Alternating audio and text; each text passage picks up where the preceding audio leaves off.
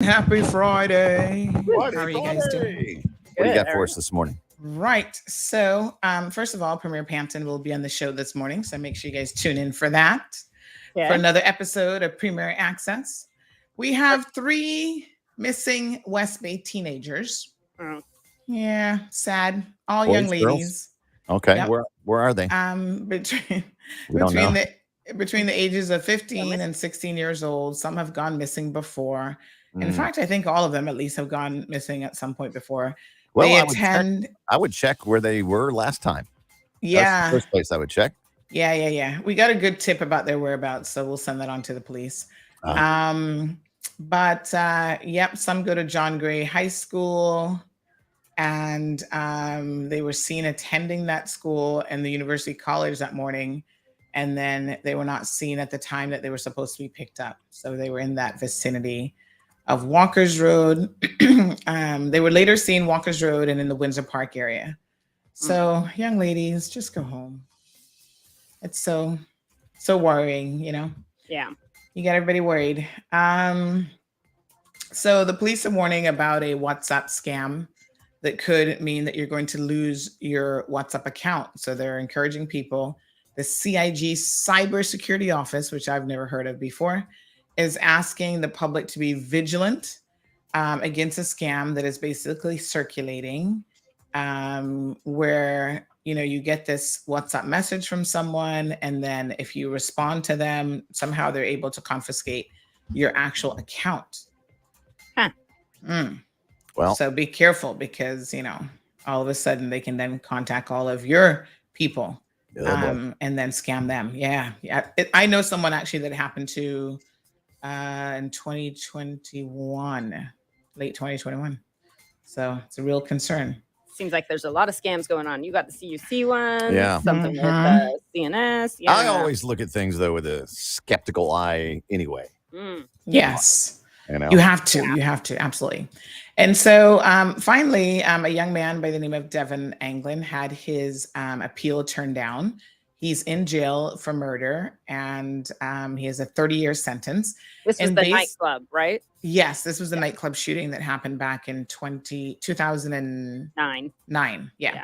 So basically, his latest, I don't know what to call this, defense, I don't know, is that he has brain damage, and he suffered from PTSD at the time of the incident.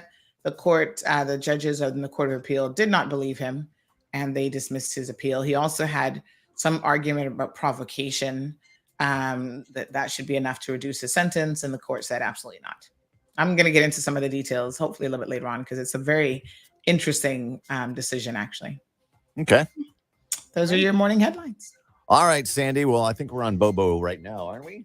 Yes, we would be. Bobo people. Good morning. Yes. You catch Sandy's show kicking off right now, and have yourself a great weekend. Enjoy the Oscars. Are you going to watch the Oscars?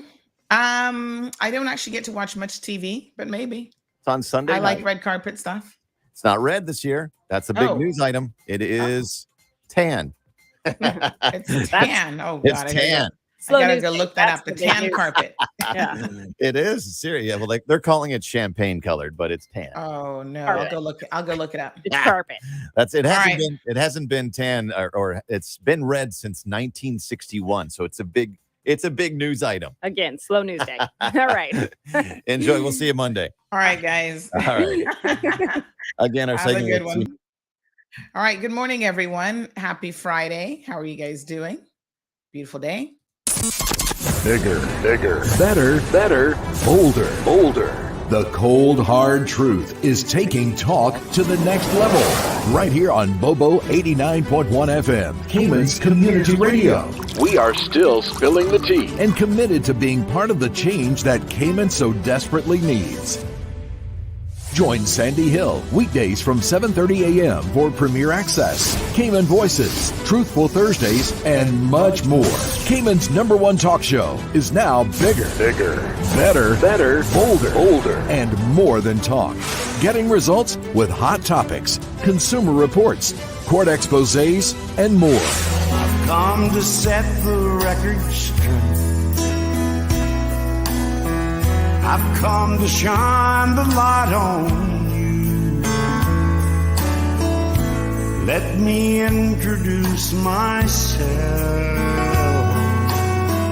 I am the cold, hard truth. Now, from the CMR studio in Grand Cayman, Live, direct, it's the cold, hard truth. Now, join the conversation on 345-936-2626. That number again is 345-936-2626.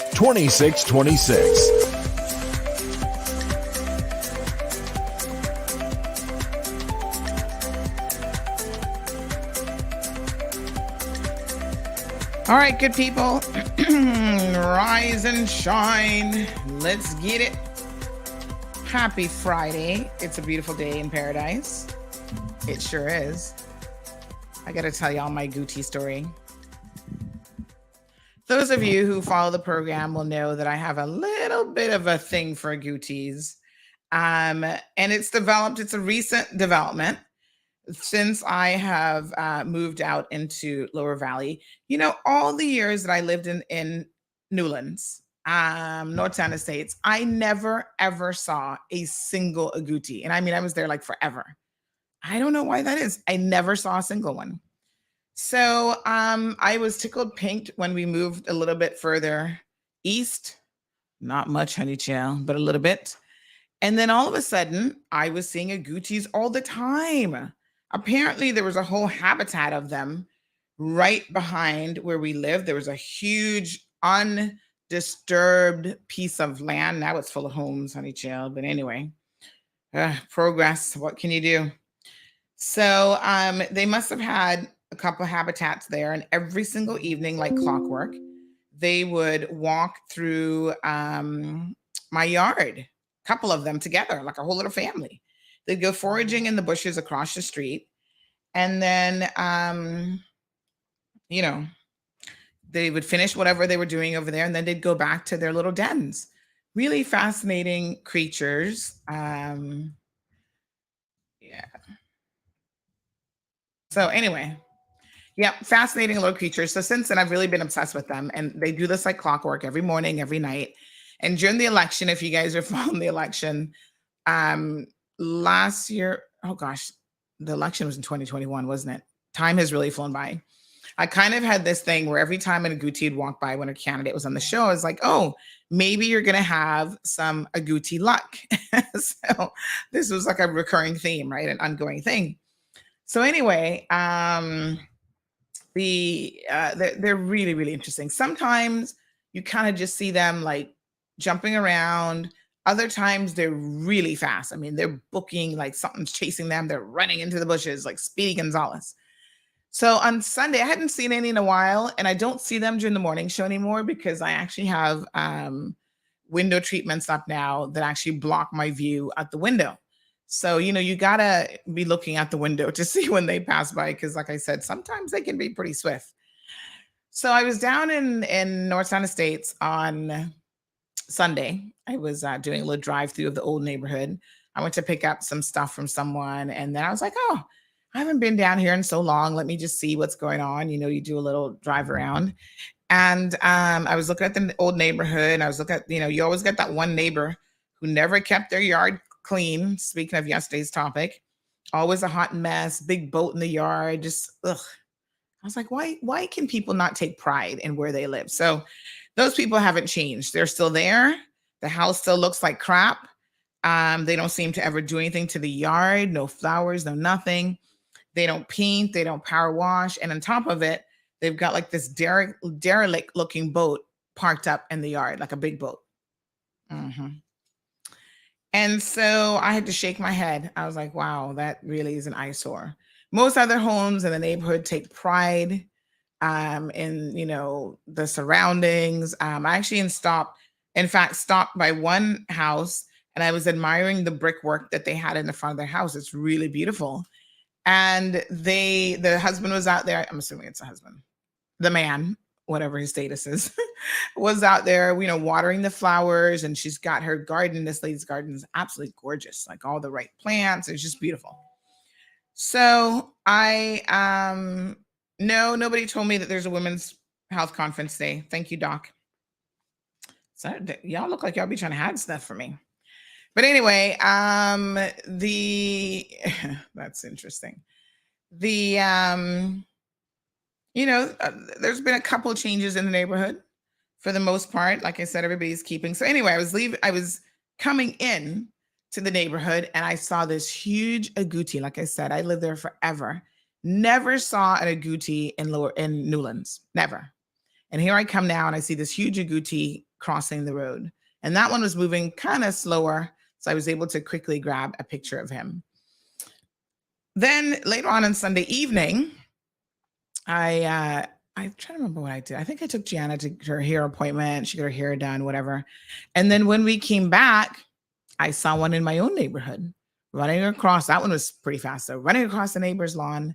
And so Gigi and I like to, whenever we can catch a glimpse of one, we're like, oh, there's an agouti. Some of them are really, really big.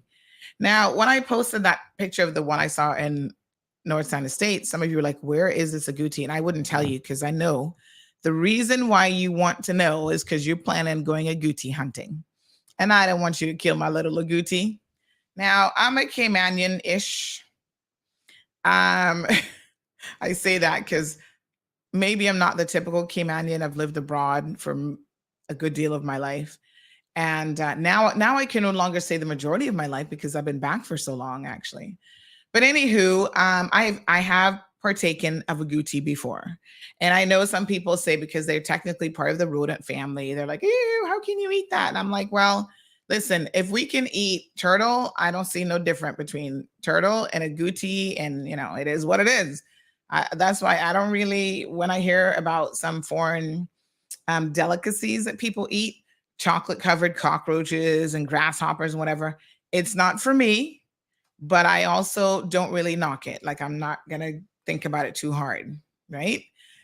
You do you, crickets and whatever else, crunchy crickets, and yeah, you do you, honey child. If you're into that thing, I understand that crickets and stuff are a good source of protein. Yeah, okay, I probably wouldn't try it. I tried iguana soup before. I don't think I would probably really ever have it again. It was okay, actually. It wasn't like it was bad or anything, but some things I can't help but think about what it is. You know what I mean? You all know that I love seafood. So I love fish and I love lobster and shrimp and whatever. But even lobsters, like I can't think about a lobster for too long, like before I'm eating it. I don't like things in the shell. Lobsters and shrimp, like my husband has to peel my shrimp for me. If it's just a lobster tail, I'm fine with that. I can take that tail, but don't bring me a whole lobster where I got to be looking at the little buggy eyes and the little, I don't know, those little whiskered tentacles. And I'm like, yeah, that's where I'm kind of like, oh, I think I'll just stick to chicken today. Ooh, honey child. That's where I'm just not feeling it. So Andine says, boy, those agoutis taste good. They're a little bit bony for me. Like I said, I've had them before. And what does it taste like? I don't know. It kind of to me has a unique taste, but they have a lot of fine bones. And for me, it's like a little bit too bony. Like, yeah. So yeah, I've had it, not a lot, but my aunt has cooked it before. She's probably the only person I've really eaten it from, I think. And I think you got to be careful eating certain things with people. And so, yes, she's from East End, y'all, honey chill, because, they love them spaghetti and stuff like that. So, yes, I've had it before, but I don't think I would eat it again. It's weird, but now that I see them all the time, I kind of think of them as like, little neighborhood rabbits, little pets in the neighborhood. I'm not so sure that you could get me to eat an agouti at this time. But like I said, I'm not knocking anybody. Whoever wants to, yeah, do you. Like I said yesterday, do you, as long as you're not hurting other people. I honestly don't care what you do. Now, if you're a politician, you do fall into a different category of I do care about some of your personal stuff as well, because y'all be interfering with the people's business. Shad Roy, good morning. You say you need my personal number, Shad Roy. I don't often hesitate to give out my number because I feel like everybody in Cayman has it. But I do have to wonder if you're actually in the Cayman Islands, because on Sunday, was it Sunday? I had some Nigerian calling me. I was like, dude, what are you doing on my phone? Really? So you guys know we have more than one page administrator on Facebook and stuff like that. So don't be messaging me on Facebook thinking it's a personal message. It's not. Other people read it. They're overseas, but they do, understand confidentiality and all that kind of stuff. So it's not like they're going to be talking to somebody in Nevada about your business. But contact me on WhatsApp. That's the best way to do it. So one of the young ladies who manages the page, and she responds to people like, contact Sandy in this number. She didn't realize that this guy was in Nigeria. So I had to say to her after he called me, please look at where the person's from when they WhatsApp me, because I ain't got no time for no Nigerian man. Y'all hear me? All of Nigeria, how many millions of people you have there. By the way, speaking of messages, we have a debit Visa card that belongs to a Mr. Paul Nelson. Looks like it's in his entire wallet, actually. Somebody found a card wallet and it belongs to Paul Nelson. So if anybody knows Paul Nelson, give us a call and we can reunite him. Let me see here now. Just respond to this message. We can reunite Paul Nelson with his card and his entire wallet, in fact. So I'm going to see if he has a middle initial. So yeah, so when she who? Oh Lord, I need to go have a look at this. Somebody's like, who's this woman? She's downplaying her Caymanianism. Oh Lord. Y'all something else, Yeah, Caymanian when it's convenient for you to be so. And then when it's not, you're not a Caymanian. When you get celebrity status all of a sudden, oh, I'm from New York. It's like, please, Joe, honey, go sit down. So anywho, so this Nigerian man started WhatsApping me and I was like, what do you want? Who are you? And what do you want? So then he was like, something about, what did he say to me? Some crap. And I was like, listen, what do you do? And I said, sir, you're messaging me. This is how I feel about y'all scammers, right? If you're messaging me, the most you could do is do your homework. If you want to come and try to scam me, whether it's a married scam, immigration scam, somebody has died scam, send me your money, lady. Like, you better come good with me because I'm no fool. I wasn't born this size, and thank God he didn't make me a foolish person who's naive. So I said, what do you want, sir? You message me. So if you message me, then you must know what I do.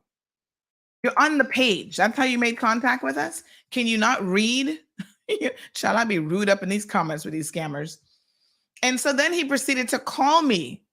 I was like, the audacity of this man. You gonna pick up the phone and call me? Like, really? So I said, okay. I answered the phone. I said, what do you want? For real, this is being rudeness to the max. What do you want? Then he's like, oh, what do you do? And I said, sir, can you read? You were on the CMR page. It clearly says that we're a newspaper. So I can't remember originally what he said that he was into. And I said, yeah, that ain't got nothing to do with us. We're not into that. We are a newspaper. So get it moving. Then he turns around and says, and I was already annoyed last weekend, because the scammer, Judith Douglas, scamming everybody. So I was really working on that. So then he turns around and picks up the phone and decides to call me. I was like, wow, you got some nerve. So I answered the phone. I don't recognize the Nigeria area code, but I answered the phone. I was like, nice at first, good afternoon. And I hear this accent and I said, oh, here we go. Yes, honey child, you gonna come at me with this disgusting accent. I don't like the accent. I'm like, sir, why are you calling my number? Oh, well, because I said now that we're a newspaper, now he's thinking like printing, right? So I have these books that I want you to print for me. And blah, blah, blah. I was like, dude, come off my you-know-what phone. Hello, what are you trying to do? I said, we don't do that, sir. And I hung up the phone. And then he started sending me pictures of the books. It's like, these scammers are ready for anything. Man, he was quick with sending me a picture of a book. And I said, sir, that has nothing to do with me. And I blocked him. You know the audacity of the man? After I blocked him, he went back to Facebook and messaged about how he's insulted that I blocked him. So the administrator didn't block him on Facebook. And I was like, I'm going to take care of this. And I blocked him on Facebook too. If you're from Nigeria, do not pick up my phone. Do not pick up your phone to call me. Okay? Not me. Somebody else, but not me. So the latest scam that the RCIPS is warning people about is this WhatsApp scam. I actually know of a candidate last year and a guy who works at Flow who lost, I wonder if what's his name ever got his number back, lost their WhatsApp number that they've had forever. And sometimes it's problematic because then it was like tied into his Facebook account. So then, of course, he had issues with Facebook and had to set up a new whole Facebook account. Listen, these scammers, folks, are working overtime, right? You got overseas scammers, Nigeria, India, America, anywhere in the world they could be from. And they are really into separating you from your money or getting a hold of your contact list. So this WhatsApp scam, y'all have got to be careful. The police are warning that it's happening to people here, and you lose control of your WhatsApp number. Now, please always remember any sort of account that you can attach two-factor authentication, do it. So in other words, two-factor is like where they have to call you, WhatsApp you a code, text you a code, whatever, to verify when you're logging in. So, you know, when you try to change your phone number, like your WhatsApp, like if you switch a SIM card and you put in, because you know how WhatsApp is, you can keep a WhatsApp number on a phone that actually isn't the number. Y'all know this, right? So ensure that you have two-factor, there are two-factor apps, whatever method you can use for particular applications. And sometimes what you want to do is you want to separate it. So if it's like logging into something on the phone and you lose the phone, don't have the phone texting you SMS, use it like email so that you can access your email from a computer or whatever. Just be extra, extra careful. So how this account takeover scam works is the victim is sent an SMS, which is a text message, regular text message, or a WhatsApp message, or they receive a phone call from an unknown mobile number purporting to be someone known to the victim. This scam, believe it or not, seems to work on a lot of people. There have been parents in the US, slightly different scam, where they receive a phone call purporting to be from their child, and they do it saying that you've been kidnapped. So you get a call saying, Daddy, this is Samantha. I've been kidnapped. And they're asking for ransom money. And then they quick time grab the phone from you. The irony of it is, in the split second that you say, Daddy, most people think that that's actually their child. Most people are not going, okay, let me listen to that a couple more times. There's no rewind button because, of course, it's just a live call. Let me hear if that's an accent, whatever. And if they can't get a hold of their child, they're like, oh my God, my daughter's been kidnapped. I need to get to her. And it's a whole scam where they're just trying to get kidnapping money out of you. And, there's called kidnapping scam phone calls. And your child has actually not been kidnapped. So basically the fraudster pretends to be from a phone network, and they call the person basically, setting up a fake kidnap victim scenario. And then there's a whole, they're normally working with others, and they tell you to turn the phone off for a few hours and then how to send them the funds. Here's one from September 2022. Mom falls victim to phone kidnapping scam after caller falsely claimed abducted her son. Hold on, I'm gonna show you guys this because I feel like sometimes y'all just don't know what's going on these streets, honey chill, and it's scary that people are this idle. But I can assure you they are, and they do it. So listen to this. This stuff is really, really scary. And I think to myself, when you hear something like this, sometimes you think, oh, that's silly. I would never fall victim to that. But do not underestimate the potential of when you're in a hyper state of, you're just thinking, oh my God, something has happened to my child. You would really, really be surprised what you fall for. Premier Panton, I do see you. I'm going to be coming to you here in just a second. So hold on. Let me just, I want you guys to listen to this. So this is super interesting. Yeah, here we go. A terrifying phone call that her son has been kidnapped and the caller demands a ransom, but it's all a scam. Eyewitness News reporter Amy Powell shares what one quick thinking mom did and what you should do if you ever get one of these disturbing calls. I got a phone call and I picked up the phone and I heard a crying person. That phone call, the start of a frightening ordeal for this Orange County mother. And slow internet. I'm just kidding. then this crying person said, "Mom." And What's with the spinning internet today?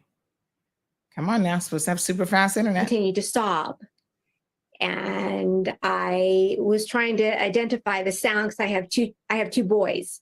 Yeah. So this voice you heard on the phone, did it at all sound like this could be your child? I've heard him cry before, and it was similar to him. I was able to, think it was him. Believing it was her 20-year-old son, Kirsty called out his name.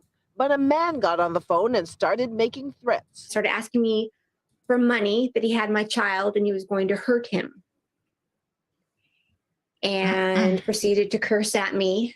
She questioned the caller, asking how much money he wanted, but he wouldn't answer. Never giving me an amount. And that's when they got really frustrated and told me that they were going to punish me and how do you like this, and hung up the phone. Kirsty immediately called her son's workplace. She spoke to him and realized she was the victim of a scam. She got on her computer, placing a Zoom call to the suspect's number. Why did you hang up on me? Because you're a dumb bitch and you don't want to help Max. She reported the call to the Orange County Sheriff's Department. Authorities say, unfortunately, it's a common type of scam.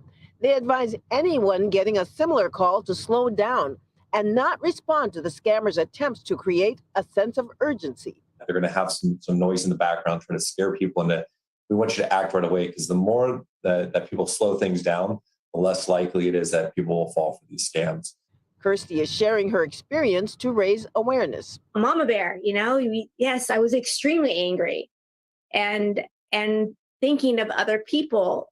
Amy Powell, ABC 7 Eyewitness News. All right, folks. So yeah, that's how they do it. Quite something, to be honest. But I think the more people are educated about this, and there are people who have fallen victim to the scam who've actually paid out money, because what happens is, in her case, she was quite fortunate that when she called her son, she was able to reach him. Sometimes you can't reach people. And so this scam kind of is a bit of an opportunist situation where they're hoping that if you call your child and then you're not able to reach your child, you actually believe that this scam is legit. And it's always a rush. Remember I told you guys on Monday, we started out this week's program talking about scamming Judith Douglas. One of the things she did, every single one of her victims said, yes, Miss Sandy, this is what she did. There was always a rush, a sense of urgency. Like, you have to come now. You have to come really now. Okay, somebody else wants an apartment. So if you want it, you better hurry up and send your money. It's like, whoa. Slow it down. And some of you were kind of like, why are you rushing me? Right? Why is there a rush to get this money? But because you thought it was such a good deal and it's a decent apartment. I mean, you guys are so desperate for apartments. If I were a millionaire, what I'd be investing in right now is building some apartments for y'all, because clearly there's good money in the rental business. I'm totally serious. I would be doing that. I'd be right there with Kurt Tibbetts, putting up a couple apartments, honey chill, making some coins. I'm like, why not? Because, there seems to be a real need in the community. KK says, tell them to call me and do it. So just be careful, folks. This WhatsApp one is pretty serious, because I know most of you communicate primarily by WhatsApp. So they'll send reports. There have been reports of scammers using AI technology to imitate a person's voice that is referred to as deep fake audio. Modern technology, honey child. The message then is received by a victim, and it's designed to be deliberately alarmist and require immediate action. Same thing, alarmist. Get your emotional juices flowing. And so it's then asked the user to provide their WhatsApp 6-digit verification code. Don't ever, under any circumstances, give anybody your verification codes. That's the same 2-factor code that I was just talking about, right? So that's how, if somebody's trying to log into your WhatsApp from another phone, and remember, they can do it without your SIM card, it's going to ask them for this verification number. It's going to text you and say, okay, here's the verification number. Now, if they don't have your physical phone, the only way for them to get that verification number is from you. So if somebody calls you and there's a rush, there's an urgency, oh, I need your verification. No. Don't ever give anybody your two-factor information, because then you're salt. Then they got you. And so once that happens, they're able to take over your WhatsApp account, and I can assure you, you ain't getting it back. Facebook, who owns WhatsApp, Facebook, Instagram, there's no real persons working at Facebook that you can call and be like, please help me. Somebody has taken over my account. They're going to say, oh, use two-factor. And you're like, well, they took over two-factor. Oops, you got a problem. All right, folks. So just be mindful of that scam. So to the gentleman, I'm assuming it's a gentleman on YouTube, Shalroy Jones, who needs to speak to me. What I would suggest you do, since you say you need my contact number, is send me a message first on Facebook so I can check you out on your Facebook account. And I need to see that you're located somewhere sensibly, and not Nigeria, not India, not some areas in the US. Sorry for you. And then we can strike up a conversation first on social media, and I can see what it is that you need before I try to give you my WhatsApp number, honey chill. Morning, Tracy. Siobhan is in the house. Everton is here. So, okay, we've got the Premier here with us this morning for Premier Access. I am not going to play my Premier Access intro because, first of all, it says Thursday, so that's not correct. And today is obviously a Friday, and it needs a little bit of updating. So we're going to get that sorted out for the next segment. So let's just jump right in and say good morning to the Honorable Premier Wayne Panton. Good morning, sir. Good morning, Sandra. How are you? Thank you. Oops, my alarm went off. Yeah, sorry. Good morning. Good morning to all of your listeners and those who are online watching. From our wonderful Cayman Islands today, a little bit of a little rainy day. Oh, let me look. I haven't even looked at the window. Otherwise beautiful. Yeah, you've probably been locked up and haven't noticed, but yeah, I don't know what it looks like in your area, but the south side here in my office is a little bit cloudy and probably a little bit of rain today. Okay, I see a little bit of wind, and I see a loaded mango tree. But otherwise, a beautiful day in paradise. Thank you so much. Good morning, Miss Andrea. So the Premier comes on the program twice a month, and we talk about all sorts of topical issues. Sometimes we need to focus the conversation. We're going to do this more and more because I know once he's here, people are like, oh my gosh, I got a question. Everybody's calling about everything. Today might be a little bit like that, Premier, so you got to bear with us. But I think going forward, we're going to start to focus conversations a little bit more. So for example, we know we have a referendum coming up, and a lot of people have a lot of questions about the referendum. They don't quite understand, especially with the one with the ganja referendum. They don't know what it is really the referendum is going to be about. So I think we need to spend a day talking about that. Of course, climate change and resiliency is the specialty area that falls under this Premier. In fact, this is the first time that there's been a ministry that has included, correct me if I'm wrong here, that has included climate change and resiliency. Is that right? Yeah, specifically sustainability and climate resiliency.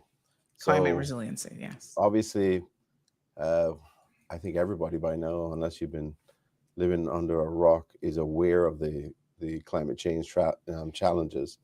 And we absolutely need to be ensuring that Cayman good morning, Cayman will be able to address and mitigate the impacts of climate change and build our resiliency so that, we are future proofing Cayman from some of these impacts. The sustainability aspect of it is very similar. The world is more crowded. We have to, there are much more demands on resources. We're being impacted by geopolitical situations more and more. So sustainability is about protecting society, enhancing society, improving the quality of life of our people, maintaining opportunities or creating more opportunities for them.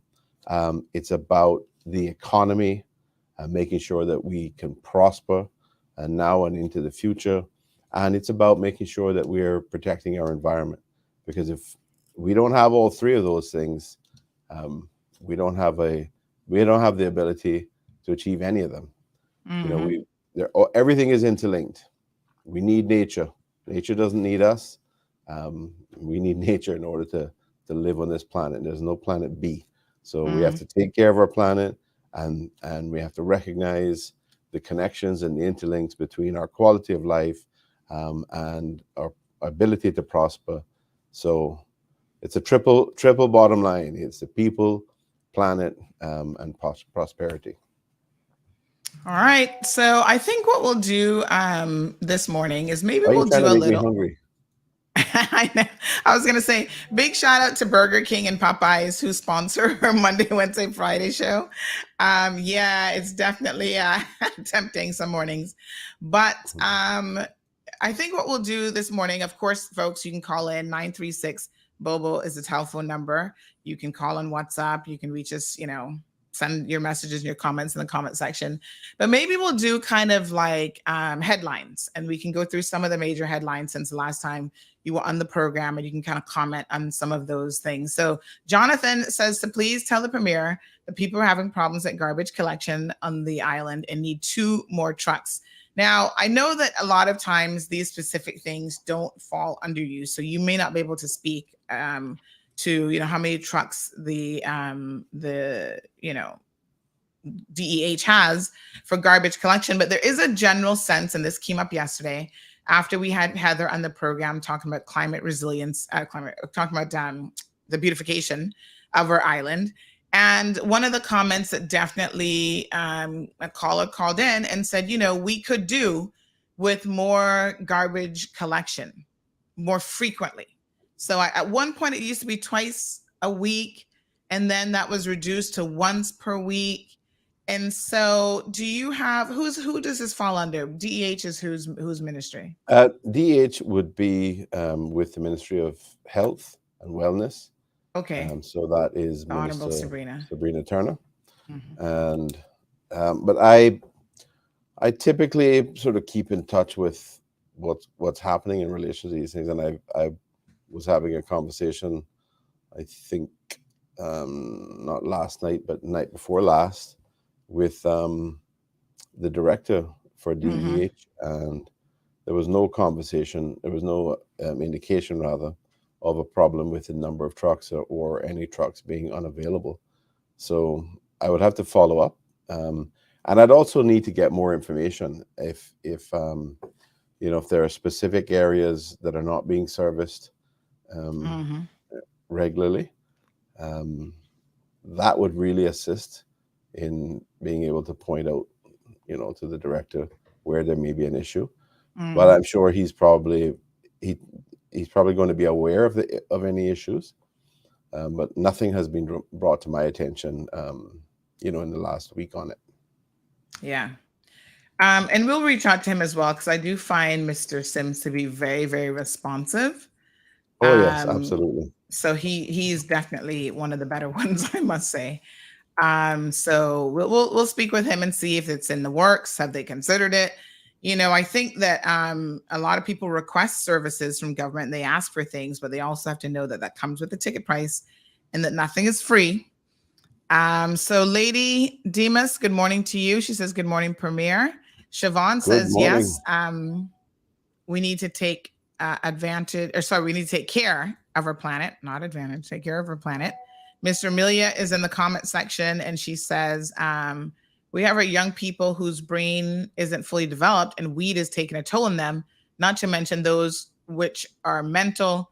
Please help our young people and future generations. So Ms. Amelia is not in favor of legalizing marijuana. And to be clear, the referendum is not about the legalization of marijuana. So can you break it down for us, Premier, about this referendum? And I feel like we always go down a rabbit hole on the marijuana topic. So I'm going to keep it high level. And I just want to let Mr. Amelia know that clearly these are issues that we all share.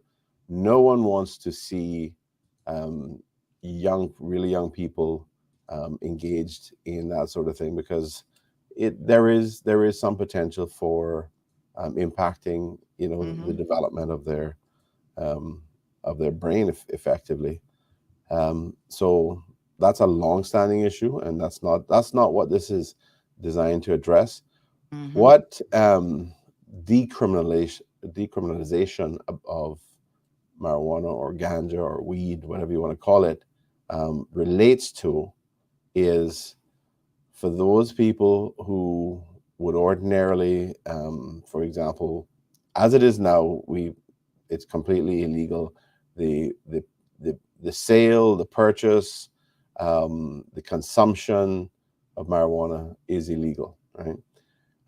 And what has happened is we have a lot of young men, for example, 18 to 20 to 25, just as an indication, who may end up consuming ganja, and they get caught, they get prosecuted, there's a criminal conviction. That criminal conviction stays on there as a part of their record for some time. And that has a negative impact on sometimes their ability to travel, sometimes their ability to attend schools, sometimes their ability, or significantly their ability to get jobs. And the premise of decriminalization is to remove the criminal record effectively impact in relation to this consumption by some of these young people, by removing it specifically as a criminal offense for small amounts, for being in possession of very small amounts. So that will hopefully avoid these negative impacts that I've outlined, and particularly in relation to jobs or in relation to school. There's a comment just now in relation to alcohol. Alcohol obviously is a very serious issue as well. The abuse of alcohol.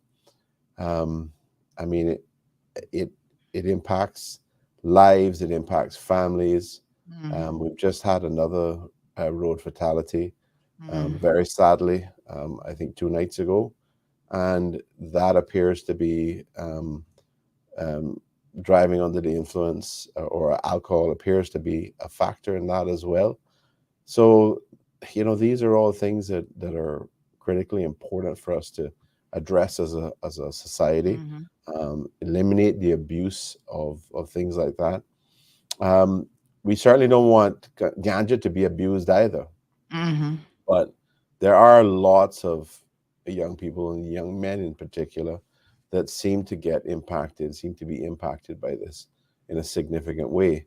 And all we're contemplating is whether the country feels that we should remove this impact, as many other countries have done, by decriminalizing the possession of small amounts. It doesn't mean that there might not be an administrative fine for it. It doesn't mean that selling it is now going to be legal. It doesn't mean that you can have a pound of it. It would just be very small amounts, measured in, I guess, grams or something along those lines, that would be, or maybe an ounce or half an ounce or something. I don't know exactly what it would be, so that it's clear that it's just for personal use. It's not for engaging in the trafficking or sale. So that's very broadly what that is. But yes, I want people to understand that we recognize and we are concerned about the potential abuse of that, and in the same way that we're concerned about the abuse of alcohol. And alcohol is something that has far less criminal consequences. Right? So we've got a very strange situation there, where it's hard to rationalize why you would punish somebody for consuming a small amount of marijuana, but they can abuse alcohol significantly as long as they're not driving or something along those lines. Mhm. And you know, there's no real attempt to control that otherwise. So we need to have strategies. We need to have initiatives in place which help to mitigate against and encourage responsible consumption of alcohol and things like marijuana, if we were to decriminalize the use and possession of small amounts. Yes. And I mean, there also has to be, I think, additional resources when it comes to addictions, because people have addictions to all sorts of things, including, you know, alcohol and marijuana. Now, you know, any young person that engages in any of these substances, it has the potential to change their brain chemistry. But one of my concerns, and like I said, we're not going to get too deep into this discussion this morning, but one of my concerns is that I think the community, I saw Siobhan's comment saying that they're going to use it anyway, right? And that seems to be a prevailing thing. Well, if they're going to use it anyway. There is an element of truth to that. I mean, it is happening, obviously. Yes. So we need to be conscious of it. Yeah. But you're right. We need to engage in education. We need to engage in addressing situations of potential addiction. I mean, I'm not sure that marijuana is viewed as a very addictive type of substance to consume, but either way, we all understand that there's a potential for abuse. Mm-hmm. And we want to make sure that young people don't have access to it. I mean, they do know, but we certainly don't want to promote it in a way that that is increased. And really, we want to be mitigating against access for young people. Yeah. And just to Siobhan's point, Siobhan, the thing to really consider, and I think some people are missing this point, when it comes to deciding, you know, whether to legalize or anything really, you can't go off of the basis that people are going to do it anyway. People do a lot of things that are really horrendous and wrong, and people abuse people. You know, people are abusing kids. Does that mean that you're going to legalize it? Of course not. So I think that the way that we view the law, just generally speaking, has to be one. It shouldn't be that, oh, people are going to do this anyway. It should be like, listen, if something is not lawful or it's illegal, people shouldn't be engaging in it, and there will be punishment or consequences for it. Lower level offenses, there might be some consideration for decriminalizing them, such as, for example, you know, small personal use of marijuana. But here's the thing, Siobhan and others, even Jonathan, I don't know if you're gainfully employed. I suspect maybe not. But if you were to come to me as an employer, and I have on my questionnaire, do you, you know, partake in even personal use of marijuana? And I might have a job where you're driving in company time, you're using company equipment, or I just don't want you smoking marijuana, right?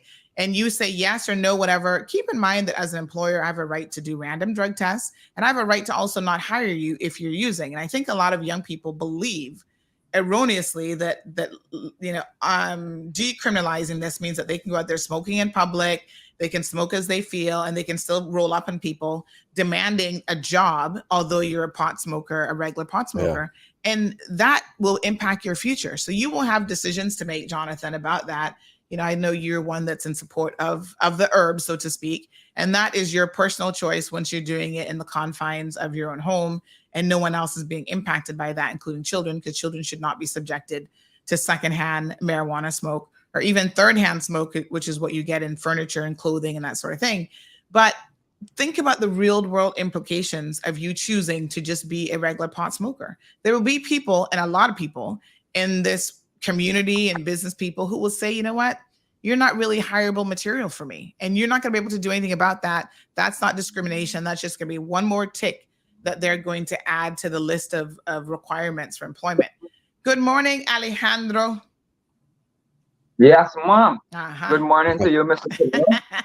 Good morning. Good morning. I know you'd be jumping on this one this morning. You know, I'm a supporter of the ganja. Yes, sir. But let me ask you a question. Again, I've said that's your personal choice. But if you were working for me, right? And I'm not going to be. No, but I'm just saying, if you're working for anybody and that person said, you cannot smoke ganja whilst you're working for me, how would you feel about that situation? That would only just encourage me to make my own business and do it for myself instead, because I know how to do the work. Okay. I mean, once that's an option for you, I mean, I don't have any problems with that. I mean, my question in today, what I calling in for is, right, because I was just listening to a little tiny piece when I was dropping my daughter off, and then I listened to a little tiny piece when I was coming back home, and I don't understand the real reason of decriminalization other than trying to get people's police records clean. What is it? I think that is it.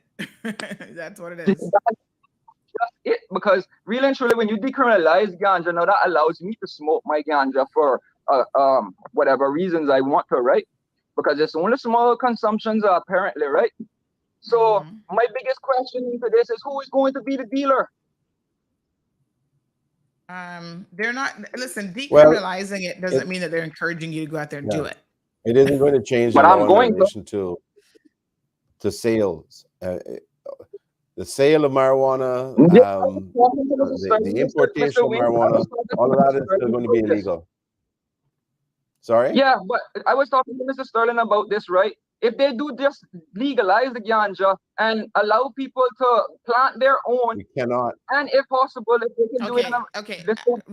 Alejandro, listen very carefully to what the premier is going to tell provide you some clarity about legalizing.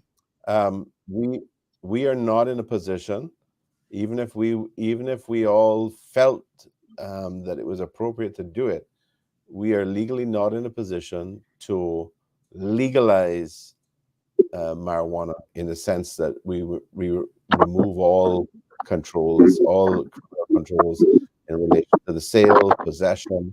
That is not within our purview, because we are party to an international convention which makes marijuana a very significantly controlled drug, and that convention does not allow us to legalize it. What it does, where we do have space to operate, is decriminalizing the consumption and possession of very small amounts, which is indicative or in line with just personal possession and consumption. How am I going to get my personal possession legally? That's not what they're encouraging or what they're telling you. We're not trying to legalize the access to it. All we're trying to do is to minimize the impact of the illegal activity, current illegal activity that's being carried on. Many countries have taken this approach where they've decriminalized the consumption and possession of small amounts. So we're not reinventing the wheel here. This is not something new. The same questions exist there. You have to accept that there will not be legal access. Just a second, Alejandro. You will have to accept there will not be legal access. You won't be able to go and just buy it on the street with no consequences. You won't be able to sell it on the street with no consequences. All you will be able to do is to consume small amounts and to possess small amounts, which is in line with the possession, the consumption of small amounts. I mean, if you have a pound in your pocket, half a pound in your pocket or something like that, that's not aligned with the concept of possessing consuming small amounts for your own personal use. All right, we do have other callers, Alejandro. Well, no, hear me out first. 1 second. I have one more question. When I do get caught with a small possession, and if the possession has seeds in it, can I plant my ganja for myself just in a small amount? No. So that I don't have to go out and do anything? No, you will not be allowed to do that. That was not. The sense of decriminalizing it if I cannot possess it. Keep listening, and he'll try to explain a little bit further. But we do have some other callers on the line as well. Sorry. I think another WhatsApp call was coming in just now. 936 Bobo is the straight line number if you'd like to call. So there seems to be some confusion And I see even Petro says here, does that mean that suppliers will be legalized too? So let's just make it clear again.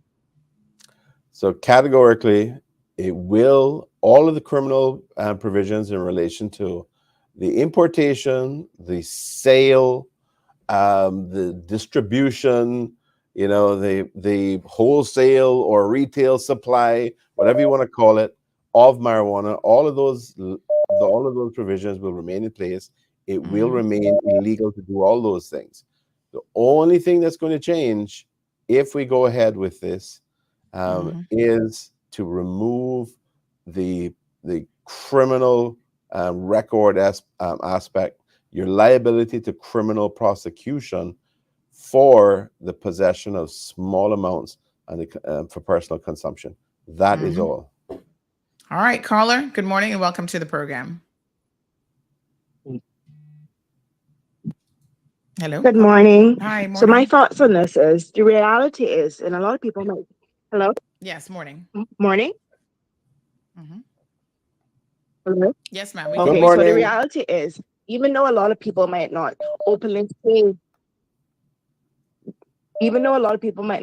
say, that they smoke marijuana, the reality is, from everyone from 45 go down, 80% of our population use it.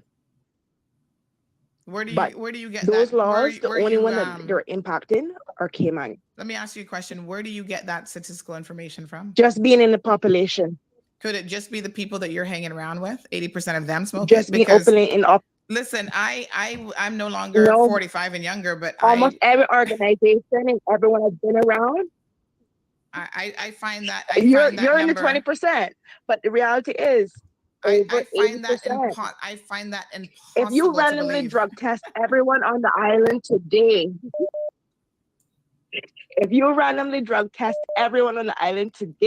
I can guarantee that would be the result. 80% of the population is smoking pot. Not even 80% of the population smokes at all. So I mean, I could not fathom that that's actually accurate. There's people that smoke that you don't realize it. No. But the reality is a lot of people use it, but not abuse it. 80% is pretty high. But yeah. All right. People that you don't realize it. Okay. A lot of people that you don't realize smoke, but they just don't abuse it. Yeah, I mean, I think there's notice it. I think Siobhan is speaking to probably a fairly significant reality. I don't know if it's 80%, but I think there is a significant number of people who use it infrequently and then who use it more frequently. Yeah. But these are the the only people that are getting punished for it is Caymanians by falling under police records. Well, I wouldn't say it's just Caymanians. I don't think that's necessarily accurate. But obviously, as politicians, we are concerned about the impact on our young Caymanians. So that would be the rationale behind seeking to address it in the same way. That's the same rationale that has been utilized in many other countries, developed and otherwise, to address this issue. And just in relation to, I saw a comment from Ms. Ramilia.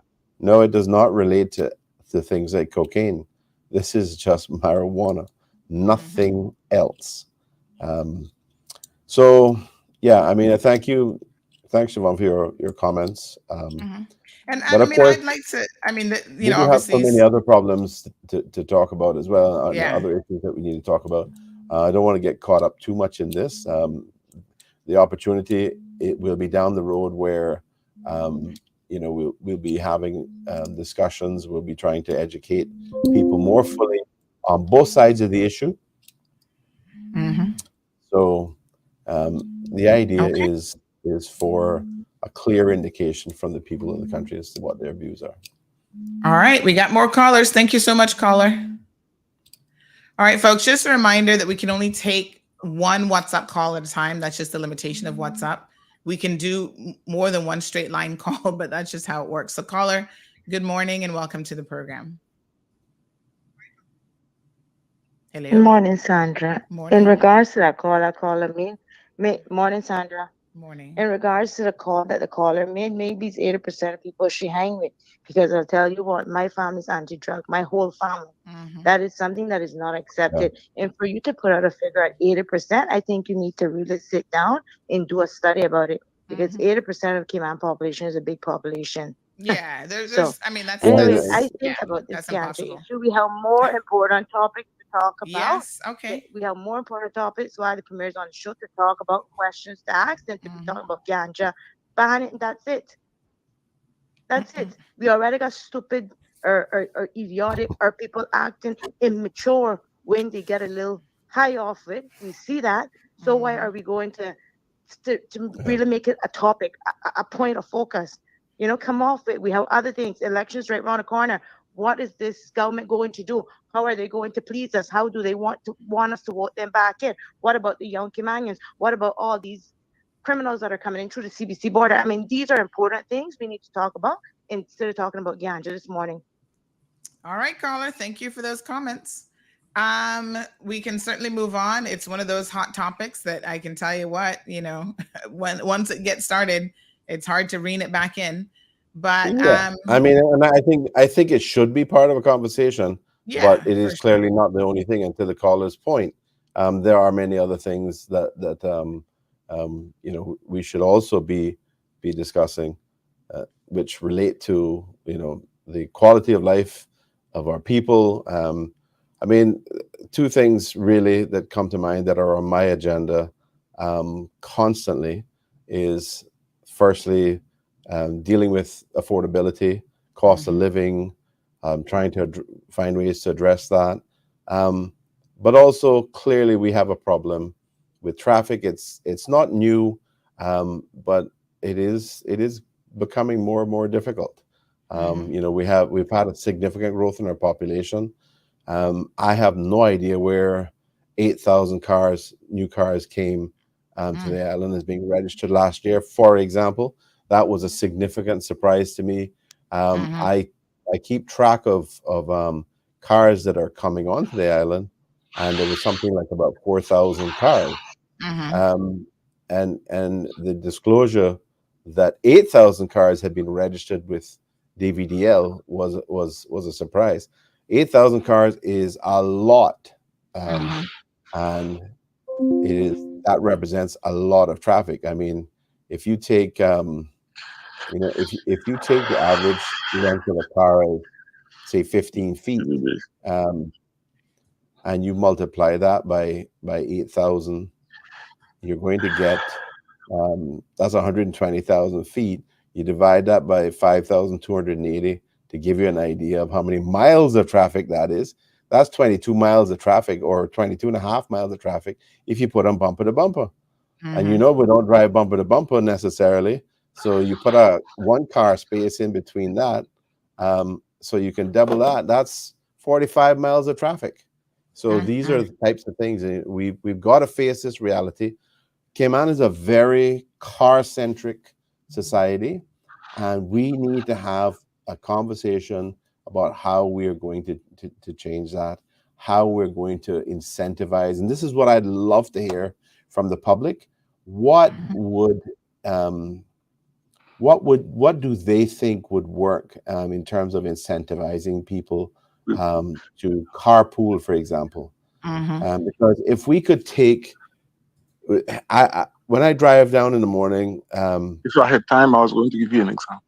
I see 80% probably or more of the cars that I pass have one person in it. So if we could take even a third or 20% of those cars and eliminate them by having people riding with a friend, riding with a family member, that would significantly help. You know, one of the things we're going to be focused on shortly is targeting how we can reduce the commute, for example, by, say, 15 or 20 minutes first.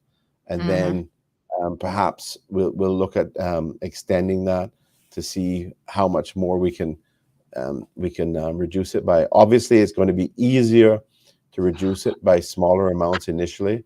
The greater challenge is to really get it down significantly. But this is an issue that we have to face. I want the public to share information with us. I am going to set up a specific task force to address this issue and to be able to interact with the public on this. We have been looking at a multitude of ways to address it, including from a public transport perspective and from restrictions on importation of vehicles. The challenge is we don't have a public transport system that can handle a significant increase, and it needs to have the capacity to carry a lot more people. It needs to have greater reliability, and we need to make sure that there's an alternative for people before we start significantly restricting the amount of cars on the road or the importation of cars. So these are challenges, and I'd love to hear from people in whatever way they want to share it. I'm intending to set up lines of communication. We have a public consultation hub on the government website. I'm going to be utilizing that and putting that up there so that people can share. And this is going to be an ongoing thing. We're not. Yes, it is. Yes, we are car. We're not going to be able to change overnight. It's going to be an incremental improvement.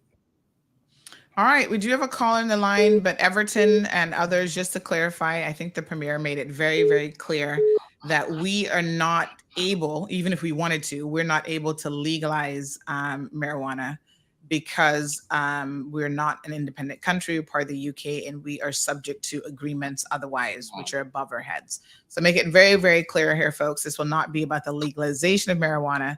This is going to be about the decriminalization of it, which are two different things.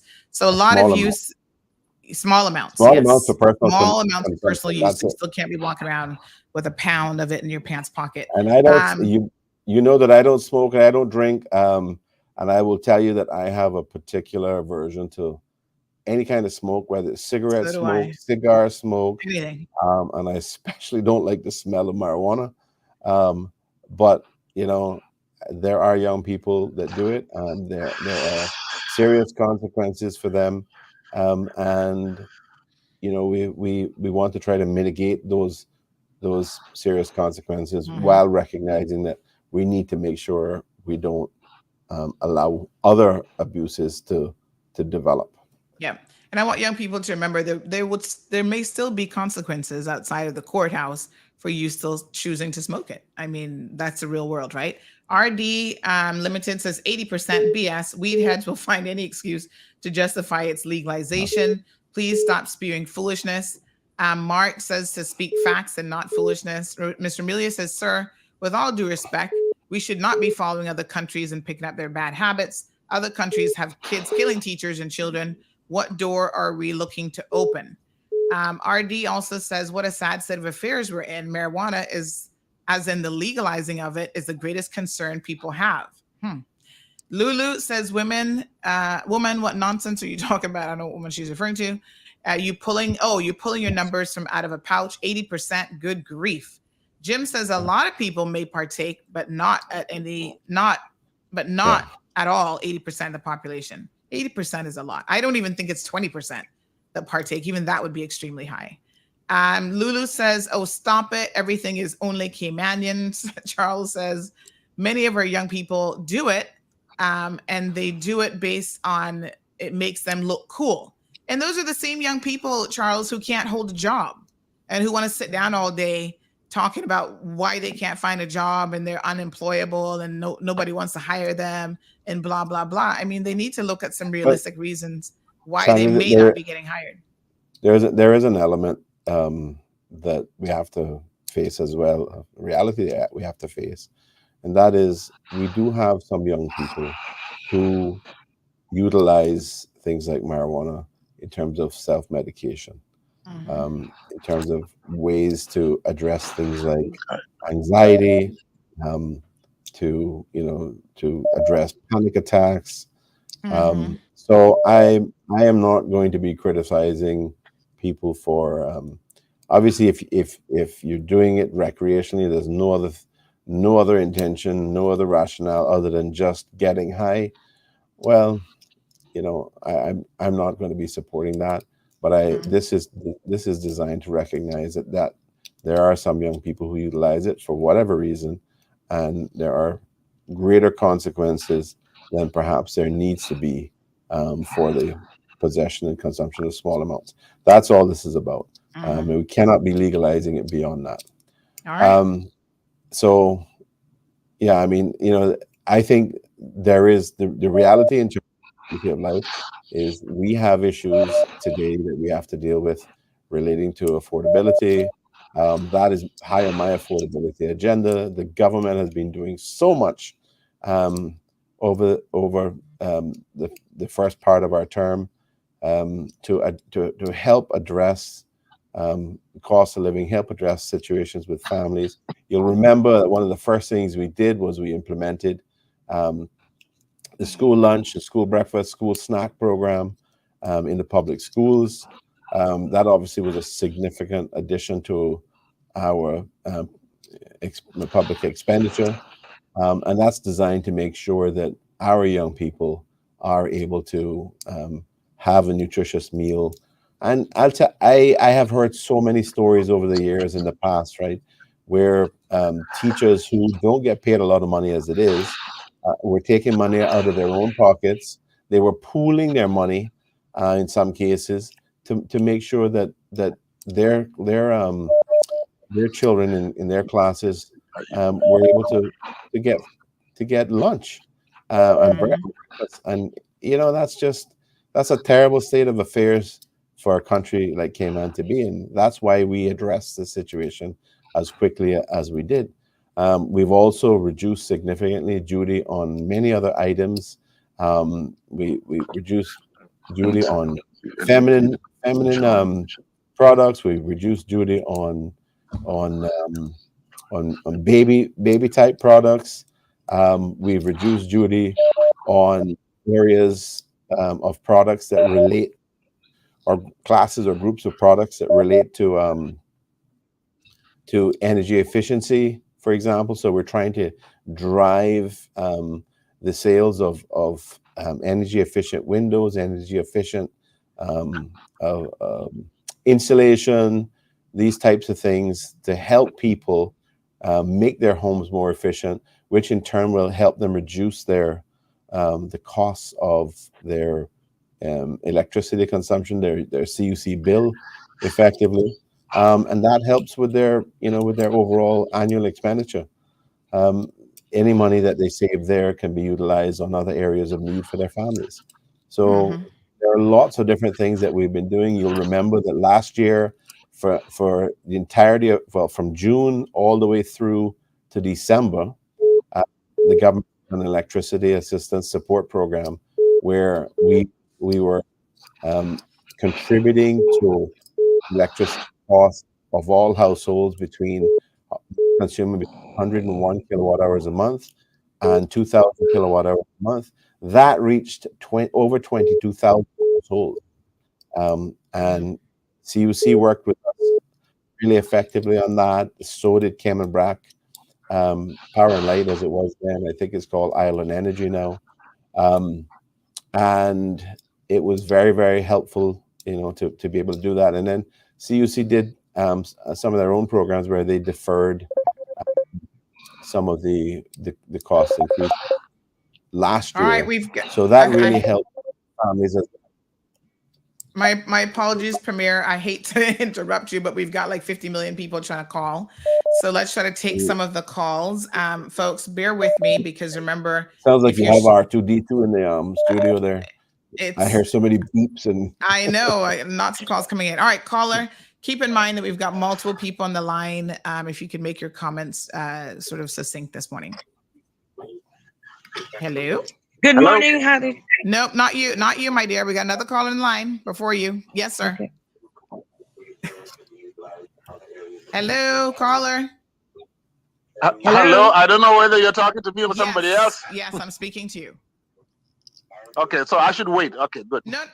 I'm speaking to you. It's your turn. I should speak. Okay, it's my turn. Okay, very quickly. There's a comment I want to make, or rather, an opinion I want to express, and the Premier can comment on it if he wishes. But just a few quick comments. One, I was privileged to be the legal drafter as a consultant in 2016 when we wrote the Criminal Records Spent Convictions Law, and what I learned during that time includes the fact that actually, whether you agree with 80% or not, marijuana is widely used in Cayman. Also, there is an issue of selective enforcement. And I think also that we should try to learn from countries like Portugal. Portugal legalized all drugs, and consumption has gone down. And in addition to that, they have dealt with other social ills. But the opinion I want the Premier to consider is this. It seems to me that in Cayman, we tend to be too quick to say, well, the UK would never allow this. And I think now we are saying, well, but you see, because it's in the convention prevents it. If it is felt that it is necessary to legalize it, why don't we approach the UK and say we want an exception, and there's a reason we want an exception for this? And finally, status grants, for example, is another area where they say, no, but the European Union would never allow restrictions to status grants. Why don't we do that and test the case and go all the way to the European Court of Human Rights? If we had time, I was going to give you examples of countries which have done that and have won. I just want to find out, why are we shrinking violence instead of trying to challenge the system? That is my comment. Thank you. All right. Thank you, caller. Mr. Amelia, you're up next. Go right ahead. Good morning, honey child and my favorite Premier. How are we doing today? Good. How are you? Good morning there. Great to hear your voice. Blessed and favorite beyond all measures. Keep your comments brief, madam. Okay, my comment, Premier, is following countries. We should not have to follow other countries. Cayman is unique. We are a very small population compared to what's in the world. No, following other people and adopting their lifestyle and seeing the tragic things that happen under the influence of those drugs in those countries. We should not be opening doors here for that to happen here. Look at how it's doing our young people. For example, are they getting jobs being under the influence? They are very, to me, in what I've experienced in the community, they are very easy to get annoyed, and I mean, it's very spicy at that too, because then I have a group that dealing with it here in support, and oh my gosh, sometimes I just decide to don't even have anything to say, because then they're ready to spring down in your throat when you're trying to tell them that this isn't right. They should try to be looking to further their education or get a job, and no one gonna hire them being in this state. So I think we're setting our country up for failure. We vote for people to go to be politicians, to be ministers, to make sensible and responsible decision for our people, and to lead us into the right way, to bring us up, not to carry us down. And this said topic is setting our Caymanians up for failure, because they're going to bring them down. Look, they should be looking into some kind of way to bring in our young people up with education and jobs and that sort of thing. You are not giving them the tools to bring them down. Thank you. All right, caller. Thank you so much. We have two more callers on the other line. Good morning, caller number one. Yes, go. I'm not sure actually who came in for. Oh, the person that ends in 0796. Whoever that is can speak first. Hi, good morning, Sandra. Good morning, caller. This is Patricia Bryan calling. Morning. I had another morning. Morning, Premier Panton. Good morning there. Thank you for the call. I'm just getting in on the conversation, and I had another position to the decriminalization of marijuana. I think it's a great idea. I think it would benefit our young people who have problems with ADD, ADHD. I have seen where we're not talking about medical marijuana per se in the sense, but I have seen where young people who have been on medication, prescribed medication for these diagnoses or any learning disabilities, if you want to call them that, and we're resorting to smoking small prescriptions of marijuana, and it was able to help them. Whereas they were on medication, where it was affecting them, where they were, acting. They were affecting them in a negative sense. Some were making them more hyper. Some were making them more droopy and unproductive. But to turn to smoke personal marijuana, it helped them tremendously. And I've also seen where small portions of marijuana, as I've heard other callers mention, have destroyed our young people's lives, because now they have convictions on their records and they're no longer able to get a job or do anything productive in our society. So I support decriminalization of marijuana in that sense. And as I said, especially for it to help young people who are struggling psychologically and mentally with certain diagnoses. I have seen it help tremendously. All right. Caller, thank you. Thank you. I agree. I agree, ma'am. I've seen that happen myself as well, and I know that in some cases, young people do benefit in that way. All right. I think I accidentally hung up on both callers. Here we go. Thanks, caller, for calling back. Morning, caller. Welcome to the program. Morning, Sandra, and morning to the Premier. Good morning. Good morning. Morning. I'm going to stick just to the issues that are affecting us right now, because I also have a piece on the decriminalization of marijuana, but I think the traffic issue is more important. Unfortunately, I just came across the conversation, so I didn't have any points down, but I've been following this issue since 1988. I was actually one of the volunteers on the Master Transportation Plan when the Honorable Dr. Linda Pearson actually commissioned this whole thing. And I got to tell you that they have been nothing besides exercise and futility. It's something that everybody knows needs to happen, but Mr. Premier, you asked for suggestions and ideas and what have you. And the simple reality is this: it's going to be the cold, as Sandra would put, this is the cold hard truth. There lacks political will, because there is, and all politicians know this, and I say this with all due respect, sir, and I think if anybody has the political will, would be you. So when I say that, please keep that part in mind.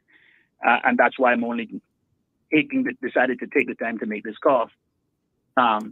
And that is that there's going to be hard calls to make. And the reality of this is, and I'm going to see if I can put this in a nutshell, but we are a victim of our own success. And we can actually point to other countries as such. London, New York, and Miami, everything else. The reality is, once the populace has the financial wherewithal to own their own vehicle, they will always drive their own vehicle.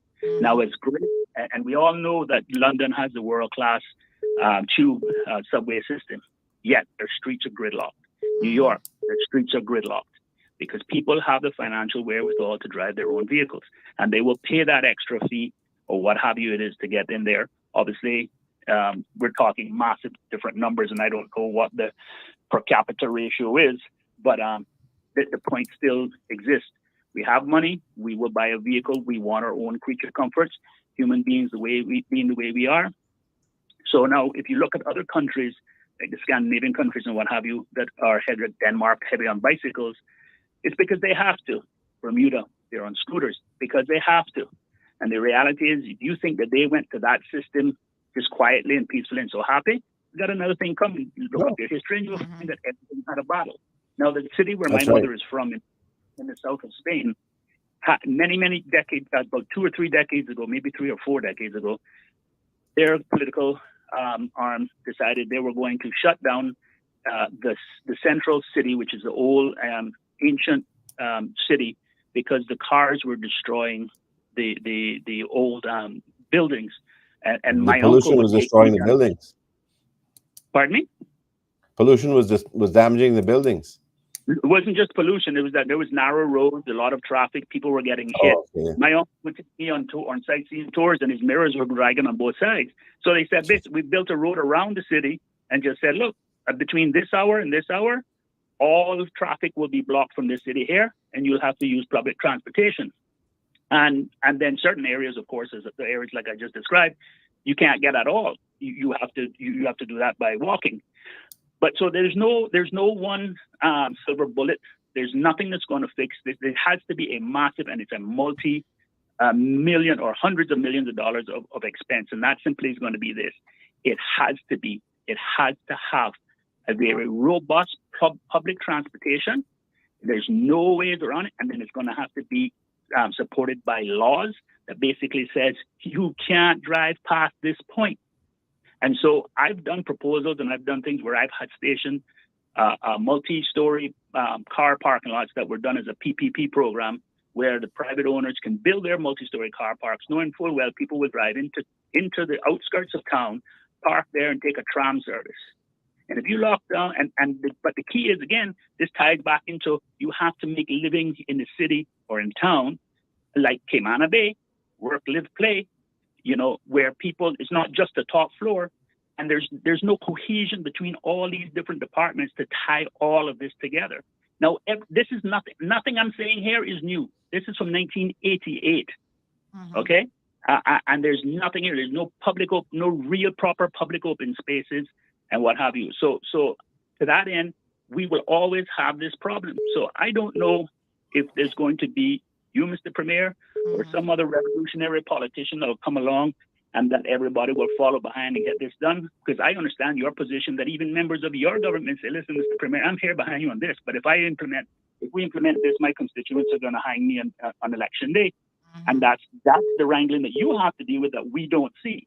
So the reality is, though, is that I don't know if there has to be some sort of, in the cinemas and online and all that, and just do some sort of video animation of exampling as to why this has to happen and how it's going to happen, and it be like a targeted campaign for 2 years, so that people will get used to the idea that by the time everything is implemented, people are like, oh, okay, now this makes sense, and yeah, we're accustomed and used to hearing this.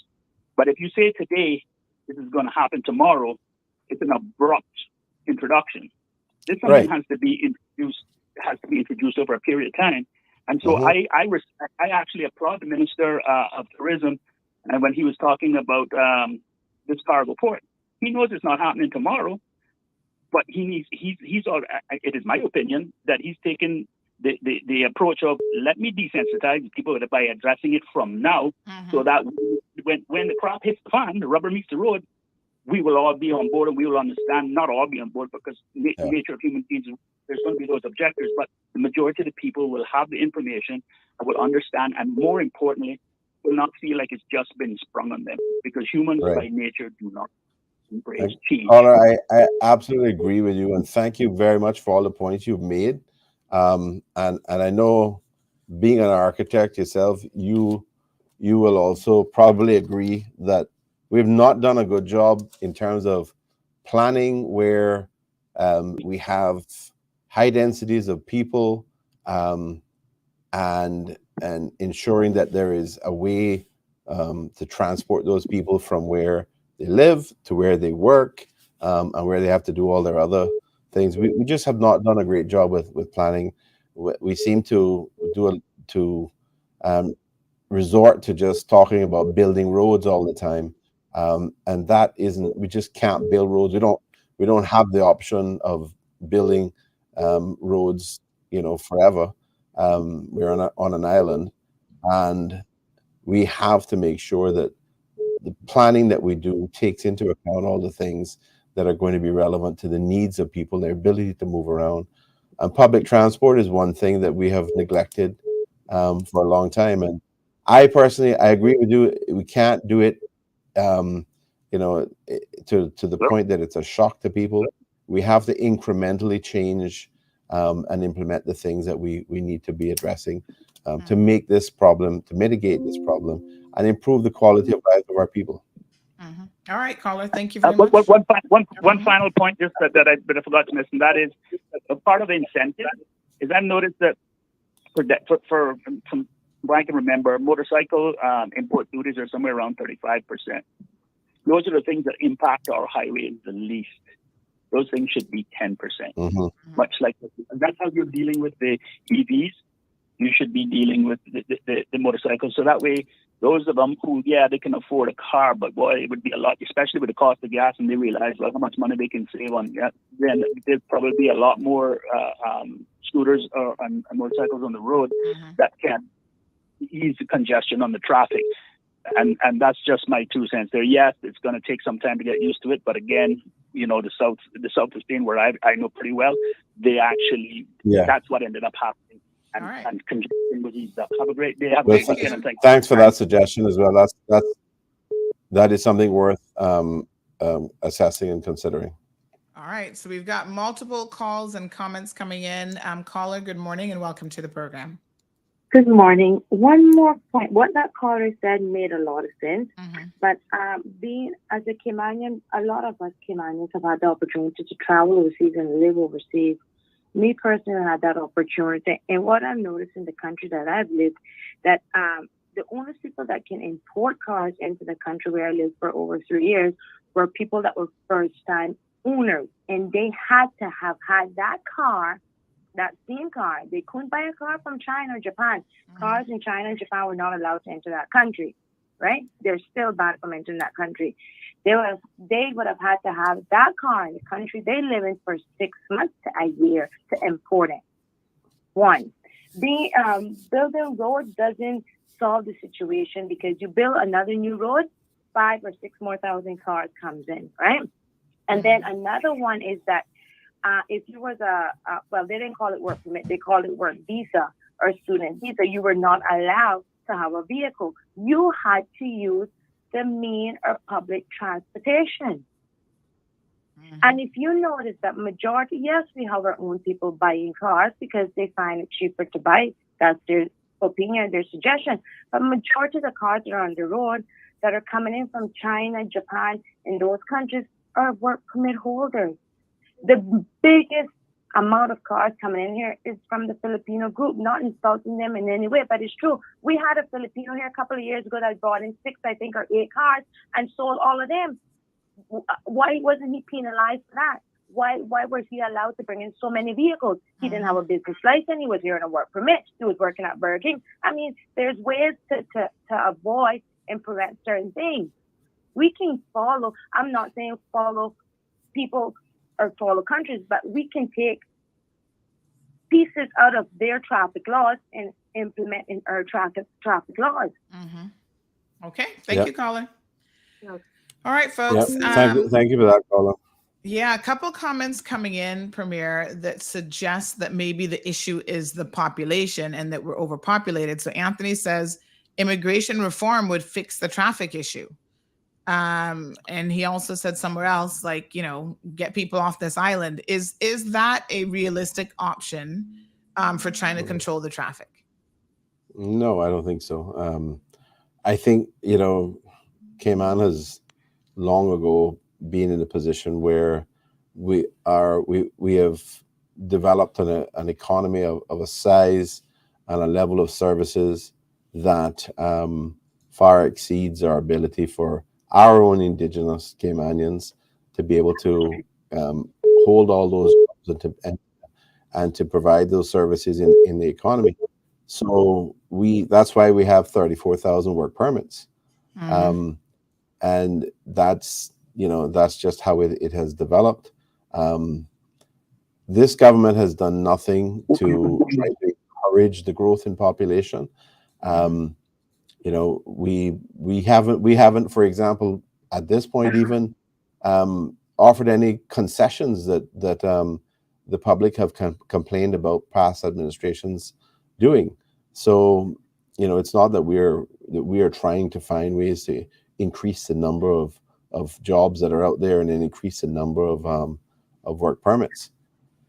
So but it's not an option to go backwards. It's what we need to do is to stabilize as far as possible the issues around where we're at and try to find ways to incrementally improve the quality of life of our people and just to make life better. I just want to say something as well, though, before we move on. Whatever problems we have, I want people to understand that the reason we have these problems The reason we have people who want to come to Cayman is because we have a country that is an amazing country that we should all be very proud of. Yes, we have problems, but I can tell you what, there are many countries and in this region and outside this region that have way more problems and a far lower standard of living, far greater issues than we have.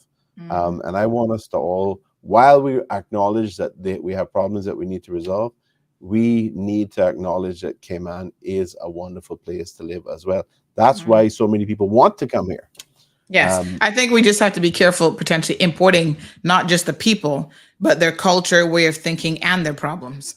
No, and that's right. I mean, one of the things that people Caymanians are concerned about is making sure that our culture and our identity is preserved and recognized as well. And that's what we should be doing. This government will be pursuing policies and initiatives to ensure that our culture is clear, established, promoted, our identity, our dialects, everything we should be proud of, right? When somebody comes here from Ireland and they say, I want to tell you 3 things, that is the same thing as a Caymanian saying 3 things, right? So why should we look down on why should anybody say a Caymanian can't say 3 things? No, this is a part of our dialect. This is where we get these things from. Our dialects are a combination of Southern American, English, Scottish, Irish, different parts of the world, even parts of Africa. Let's be proud of it, right? Let's recognize what we are, what we have here, but let's also commit to working together to address the problems we have. Right. Now, we've had some really good conversations this morning. Yes, sir. We've got 2 callers on the line, but before we get to them, as you were making those comments about sort of not going back, and it is difficult because you've got the balance of, it is Caymanians, however you define that, but Caymanians can only take out work permits for people. It's largely Caymanians that are taking out work permits and bringing in foreign labor. So are you, when people ask the question, they're saying get rid of, people in the community, put a moratorium for work permits. You're then negatively impacting Caymanian families and Caymanians who might actually have to rely on foreign labor. It is impossible to manage an economy to that extent, right? To try to do that is going to risk all the success that we do have.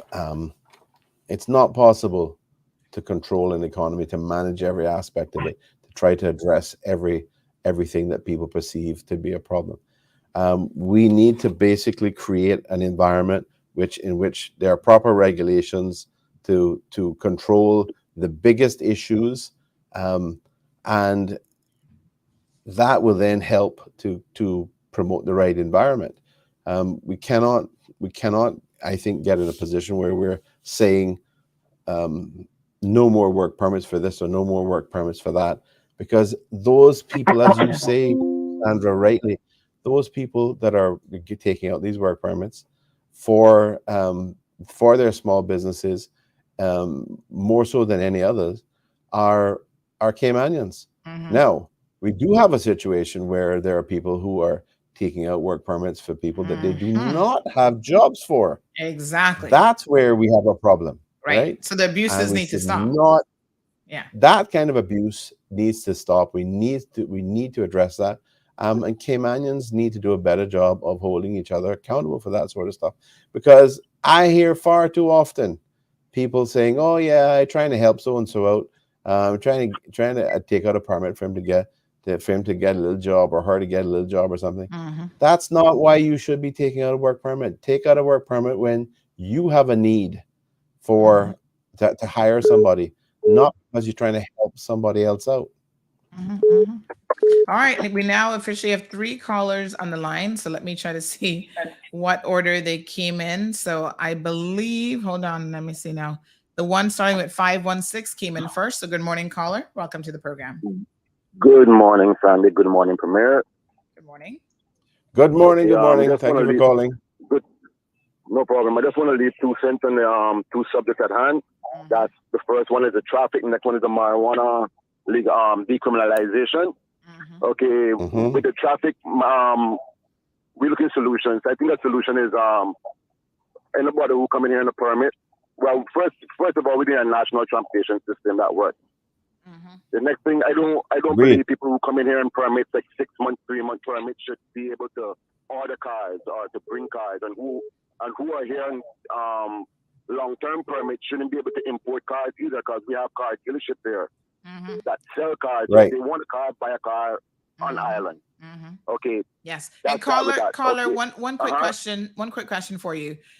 Any thoughts on the fact that we keep importing? I mean, we have so many Honda Fits on this island. I don't know, but I mean, I get it that they're cheap and whatever. But any thoughts on curtailing the importation of these Japanese cars, which, by the way, are cars that they can no longer use on the roads in Japan because of their strict standards, right? But then we in the rest of the Caribbean, Jamaica, and other places, take this market, which is a huge export market of Japanese cars, and we're importing them into our country. Do you have any thoughts about the safety of some of these secondhand vehicles, the secondhand market? Well, I gotta be honest, Sandra. I've had one of these gray market vehicles, they call them gray market, or the Portuguese. I've had one of them for over 16 years, and it's still going good. I paid $5,000 for it back then, and today it's worth about almost $45,000. So I can't say that they're all bad. Now, I mean, we have bad drivers. Okay. But the infrastructure is not here to support all these cars. So we need to do something about that. National transportation system from stop the people who want here on permits from importing cars, because we have Car City, we have Vamp Motors, we have all these car dealers. That would make more sense. Okay.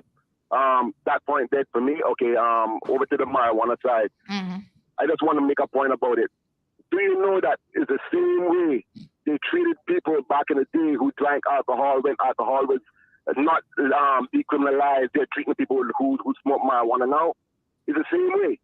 But we look down on the people back then because they smoke, because they drink alcohol. Now they decriminalized it, and we made it like it's like the Holy Grail in Cayman, because even before churches were let out to go into church after Corona, you could go to the bars. The bars are open. So that showed me where our focus is. So for the decriminalization of marijuana, don't treat it any different than the alcohol. People drink alcohol, and to be factual and actual, I'd rather somebody driving or who smoked a split for an hour before and take a drive than somebody who had a good dose of alcohol and take a drive. I think the one who's drinking alcohol is way more dangerous. Way more dangerous. And we keep on talking about these younger ones who smoking. We got older people who smoking too, who need to smoke because they have all these arthritis pains and all these different stuff. Now, I mean, there's a lot of medical stuff to it that we're not talking about. We're talking about the demonizing of it, but it doesn't make sense. England, like they say, mustn't follow whoever monkey see, monkey do, but England has it decriminalized from years ago as a category D. And isn't that mother? So isn't it what mother do we must do too?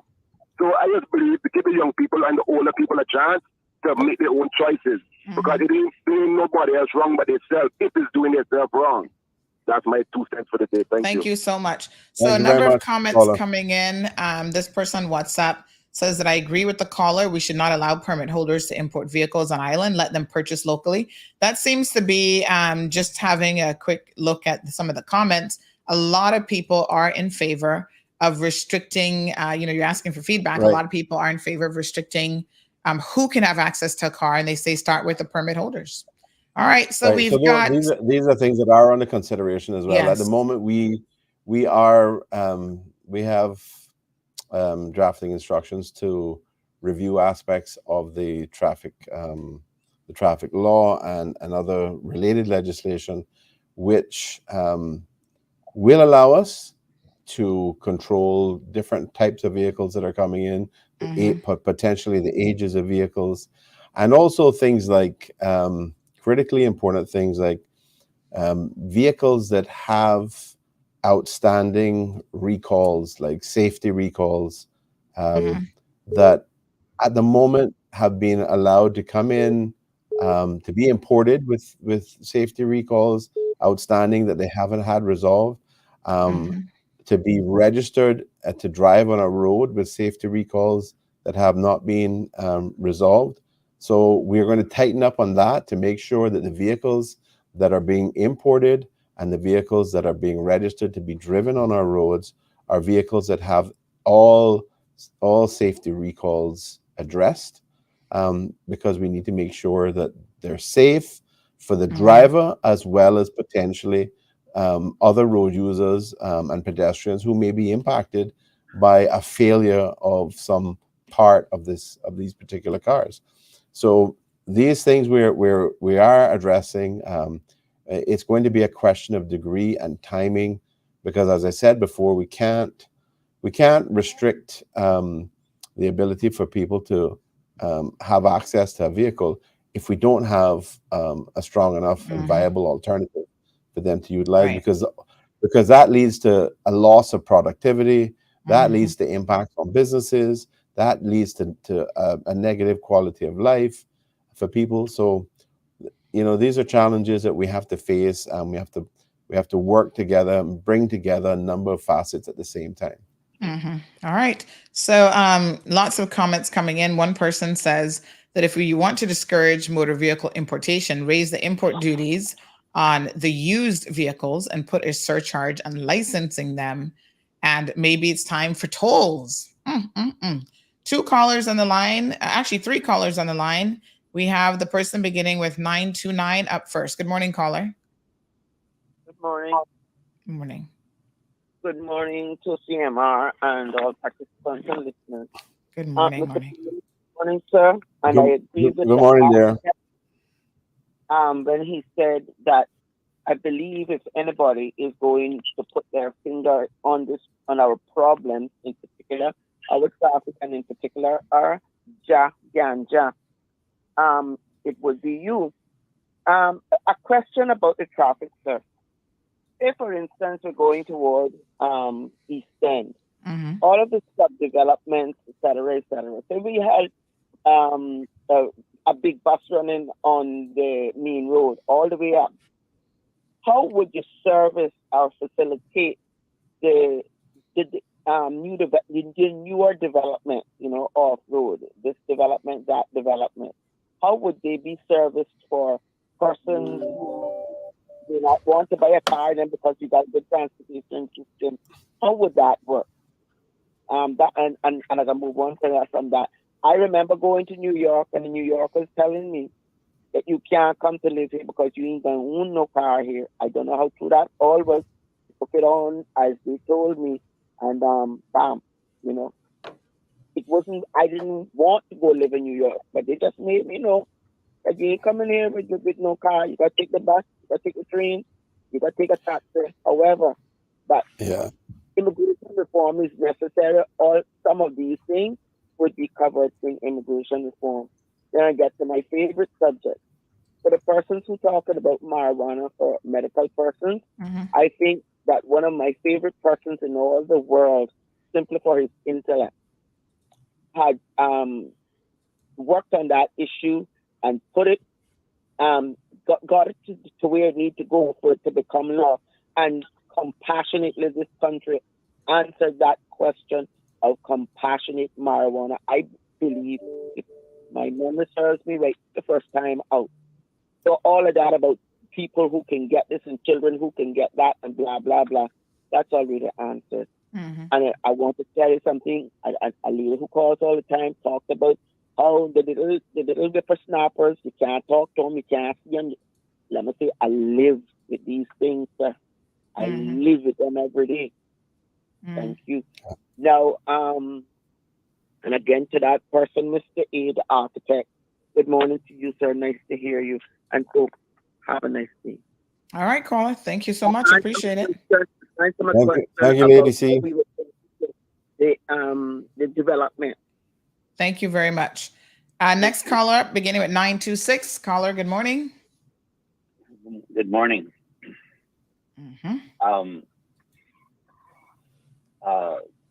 Do you have any information on what the maximum carrying capacity is for the island regarding population?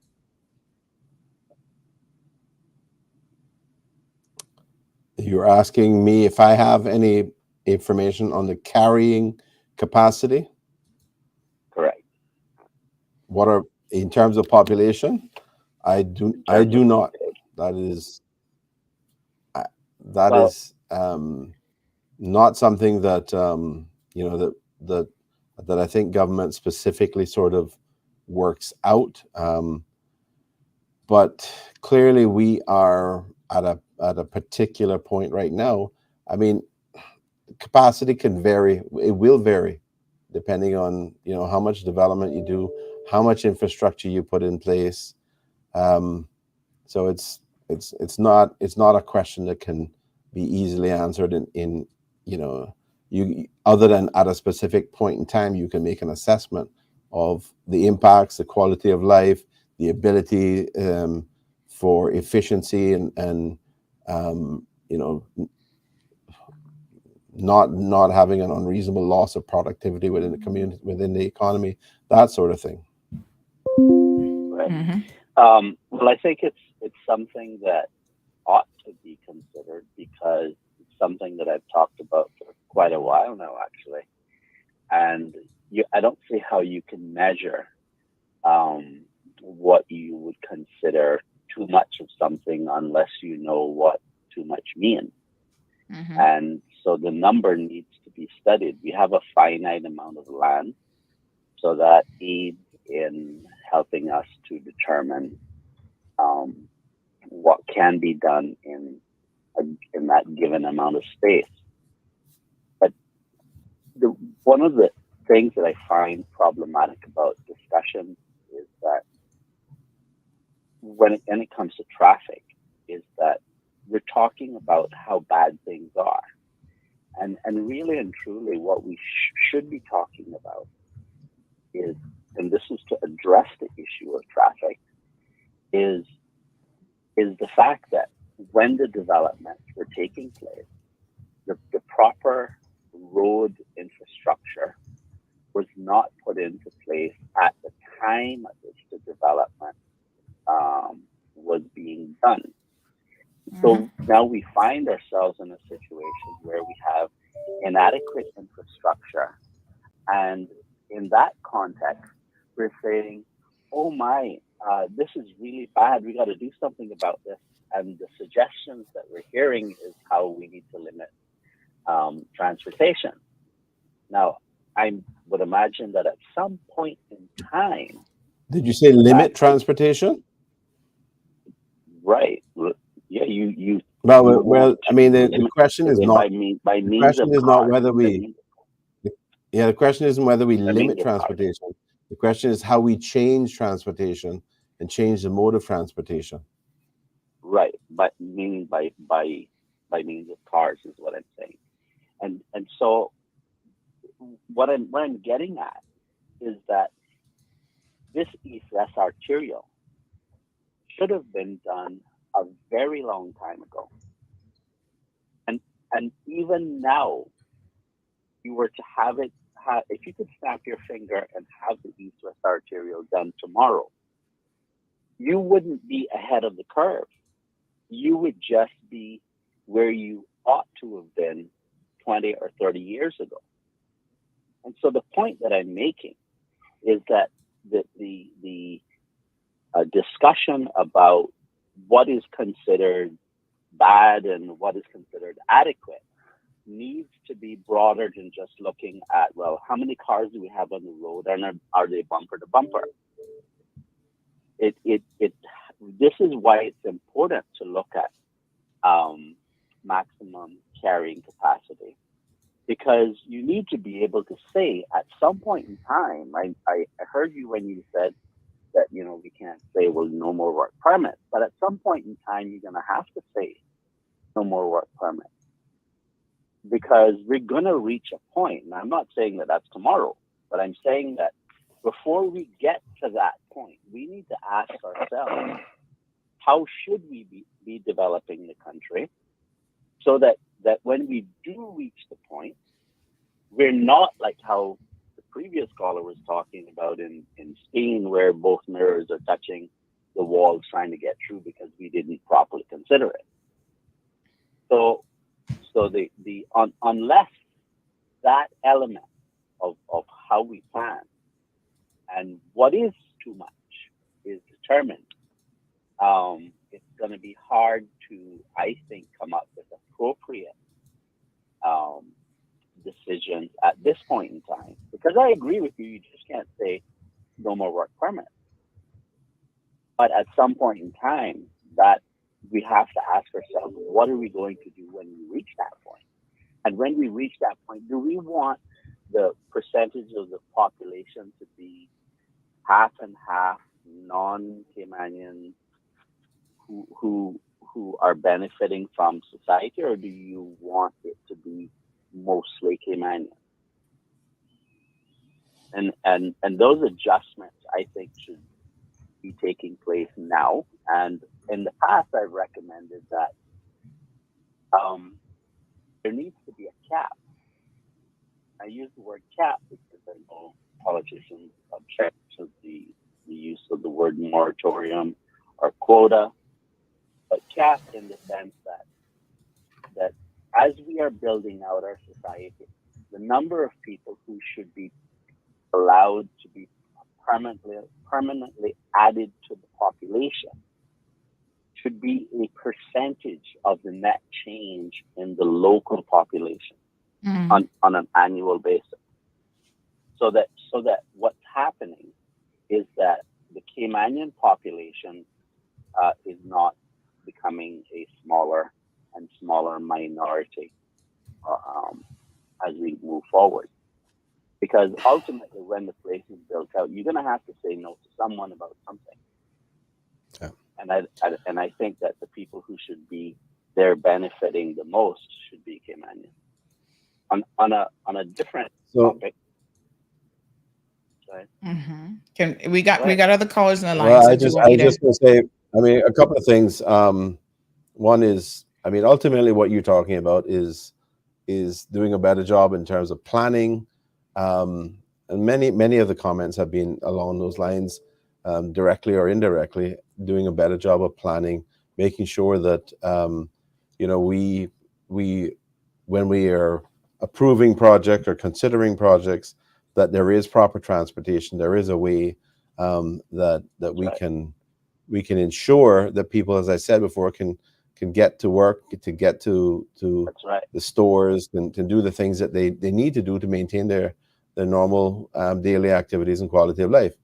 I just want to say, Sandra and caller, I'm going to have to leave at 9:30. I have another meeting that I have to move on to right away at that point. Yes. So 5 minutes left. Let's squeeze in another caller. If we can move on, but I appreciate the comments. Just in relation to the question about roads, we know that, and I'm supportive of the process that we're doing to do the EIA, to understand what we need to do for the East-West extension. I've clearly indicated that I am supportive of that process and supportive of trying to get the road done. But there is a reality that even with that road being done, what will happen is we are going to run into the other pinch points and traffic backup further in as you get into town. So this has become an issue that is all across the country. That I was listening to an ad on the radio this morning talking about traffic in the morning, traffic at midday, and traffic in the evening. This is no longer just a unique problem or a unique issue. It's not just related to or restricted to the Eastern Districts. Now, I come from the Eastern District, so it's really important to me to make sure that we try to address the quality of life from a traffic perspective for our people there. But this is an issue that requires efforts across the whole spectrum, and not just focusing on completing one road as if that is going to solve the entire problem. All right, caller. Thank you very much. Thank you. We've got one more caller, 924. Go ahead with your comments, please. Comments or question. Good morning. Good morning, Sandy. I'm going to be very, very quick. Morning. Because I know the Premier has to leave. And good morning from there. One of the things that with the decriminalization of marijuana, which is a good effort, because I think that alcohol actually the death of alcohol on this island, of people, DUI and death of alcohol, which we just seen a couple of days ago, is causing more harm than what marijuana will do when it causes of, you know, someone smoking marijuana. Now, I do have someone in my family member who was suffered from ADHD as a child and was on medication. And when we gave him medication, he ended up going into utter depression, which made him worse. He ended up being on, you know, using whatever for his situation. Now he's a lot better off. He has a job in one of the highest mechanical fields, and doing a lot better, which he's has other means of taking care of his situation. The other thing is that I see with the cars on the island, a lot of work permit holders, and this is something that I've seen helping my sister move cars from the port. A lot of work permit holders are bringing in cars from Japan, and they on work permit. And what they will do is they will bring in a certain amount of cars under my name, the work permit holder name, and then he'll bring another set under his other friend's name, so it doesn't look like a repetitive pattern as sales. And they keep on passing on from person to person. So Sandy, you have yourself and about 6 other friends. They're bringing cars in each individual's name under each set. And when I mention it to customers, like, right, there's nothing we can do about it, right? And that has been mentioned numerous of times. And if you go to port right now, Sandy, you will actually see it. The second of all is motorcycles. The gentleman talked about motorcycles. For me, I have a motorcycle. Well, I had one. I just sold it. But when you bring in motorcycles, and say you bring in a motorbike at $25,000, you're paying almost $10,000 by the time you bring that bike off the port. If you bring a car in, it's cheaper for me to bring in a car than a motorcycle. And I don't see how that makes any sense. Okay? Yeah, but you think about it, and it does as much road impact as a car would. Okay. So just leave that at that, because I don't see where that makes sense. Whereas something that will impact the road a lot less costs more. And you all have a good day. All right, caller. Thanks very much. One final call. Thank you very much, caller. The premier Any does comments? have to go. He's got a 9:30. He needs to head out. It's already 9:30. Caller, some comments or questions for the premier before he Hi. leaves? Yeah, I have a question. Why is there so many more rent-a-car businesses? I was off for a couple of minutes. So why is there so many? I was home and I saw, like, I count at least 8 different rent-a-cars within the space of probably months or a year or 2. So my question to the premier is that why isn't that some type of control on how many rent-a-cars could come into the, because each one buy their own fleet and they're importing them. My question. Okay, thank you, caller. Any idea what's happening in the rental car market? Well, I think that's what's happening is tourists, maybe. I don't know. Yeah. Well, no, it's two. I think there's 2 things happening. One is you have the businesses and many of the sort of traditional or larger rental businesses that are catering to the tourism market. Obviously, our tourism numbers in 2019 were sort of at least the arrivals, stayovers were at sort of the highest number that we'd had for a long time. And we're effectively on the same trajectory again. Right now, we've been really successful with restoring tourism, and the level of business for rental cars to the tourist market is really high. The other aspect of it is that because we've had an increase in the population, and because people are allowed to, to bring in these numbers of smaller cars cheaply, some of these Japanese deportees and perhaps otherwise, as people tend to refer to them, they have been sort of informally renting cars to people. Some of them have actually become more formalized in terms of actually getting a business license to rent cars, not to the tourism market, but to the average sort of employee and daily worker type market. So we have more of that's going on as well. And it is just a reflection of the increased number, the return of significant levels of tourism, but also people who are here working now, increase in population, in the working population, and they aren't buying, some of them aren't buying their own cars, they're just renting cars from some of these informal operators, as well as some of those that have formalized their operations. And you're right, I mean, I've seen about 3 or 4 different sort of little bumper stickers, you know, so-and-so's rent a car, and you can see that the plate says, you know, rental, has a rental designation and stuff. Some of them don't actually have that. Some of them are just registered as regular cars.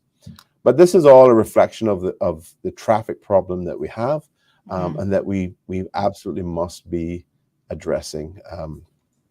And there is no one solution. The solution is not just to focus on building roads.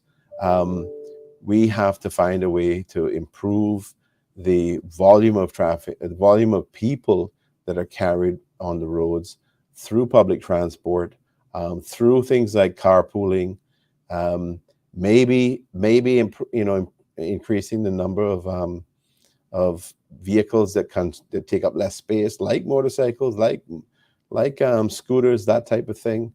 I know traditionally there's been a concern about safety aspects in relation to those, but those may be, you know, that may be a part of the discussion going forward. But the discussion must be had, and actions need to be, we need to start taking those actions pretty quickly. Otherwise, we're going to end up in a gridlock situation, and that can't happen. So Gabby says, yeah, she says that in terms of those cars, she said that tourists are using rental companies like Budget, Hertz, Avis, etc. Most locals are the ones who are using those other companies.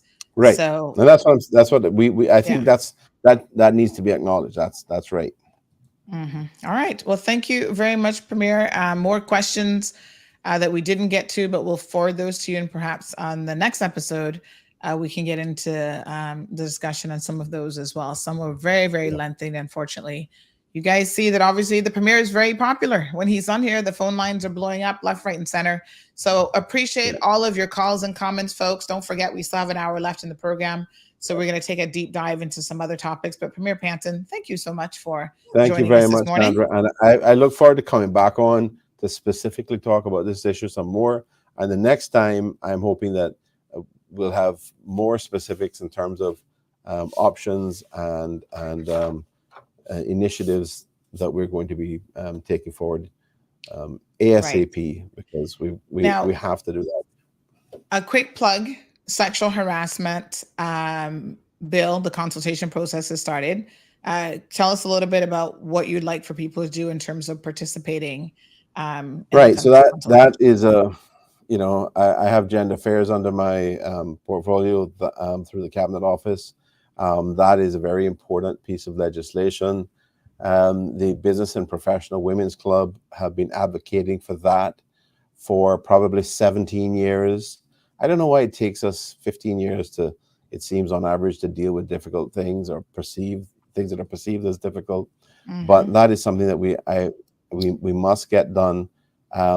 And, you know, we launched that recently with the Business and Professional Women presentations of Business and Professional Women's Club as a what we typically call a white paper rather than a green bill. So we're doing 6 weeks of public consultation on that. That public consultation ends April 15th. I want people to be able to go on to the government hub, gov.ky.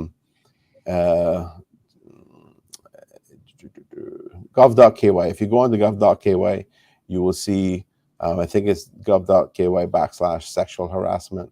That'll take you through to it. There are various ways you can send emails directly. It will tell you what the email address is. You can also interact directly through the hub and provide comments. We will have presentations in different areas of the islands, and I'm just encouraging everybody to participate in this.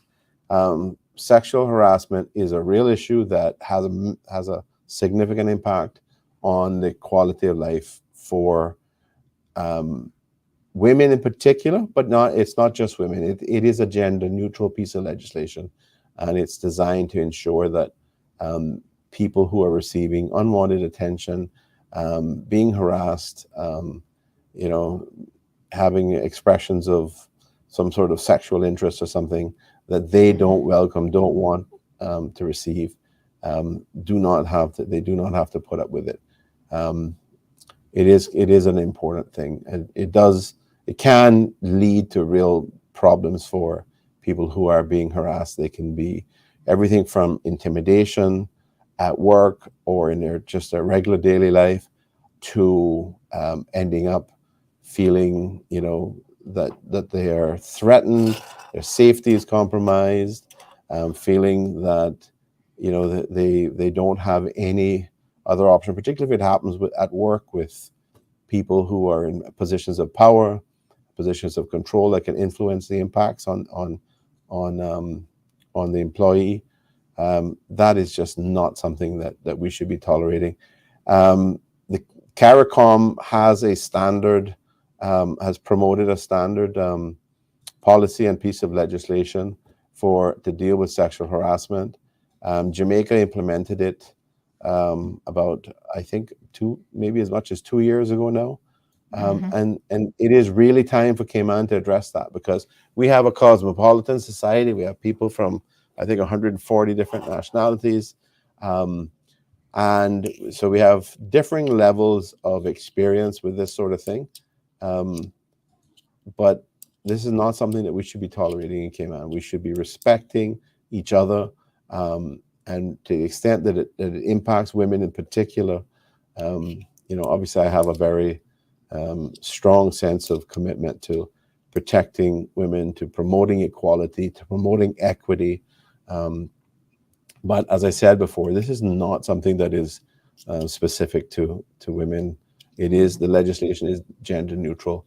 And we really need people to think about it, to comment, to provide any views that they have on it, because I want to be able to bring this to Parliament later this year, maybe mid-year at the latest. And I want to be able to see this passed and to commence implementation of it, so that we can make sure that we're helping to address this issue and making the lives of our people better, and making sure that women in particular are protected.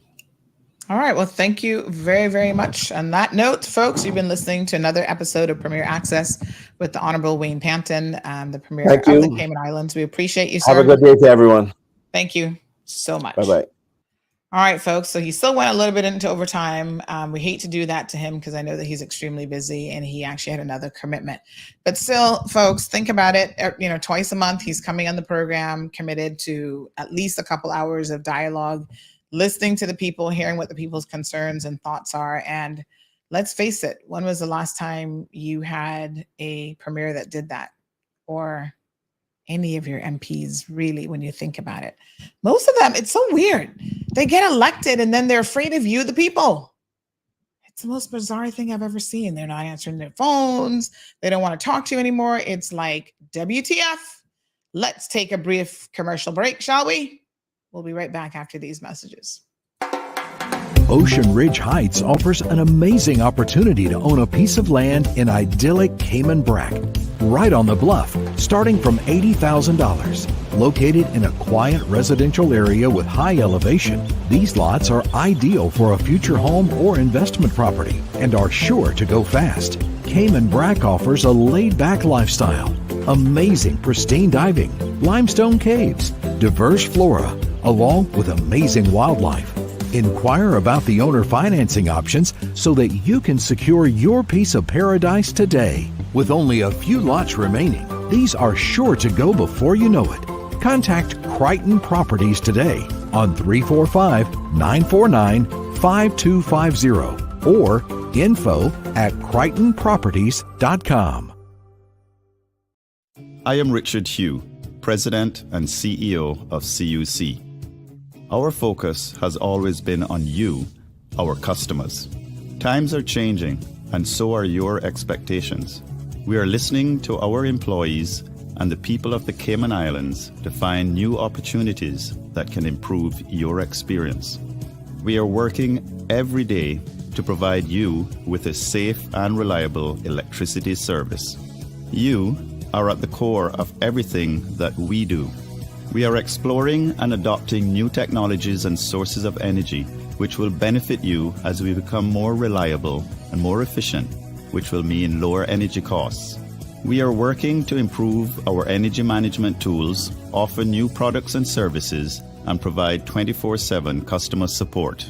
Our new vision, empowering Cayman to be a global leader, is building momentum towards a better future for our islands.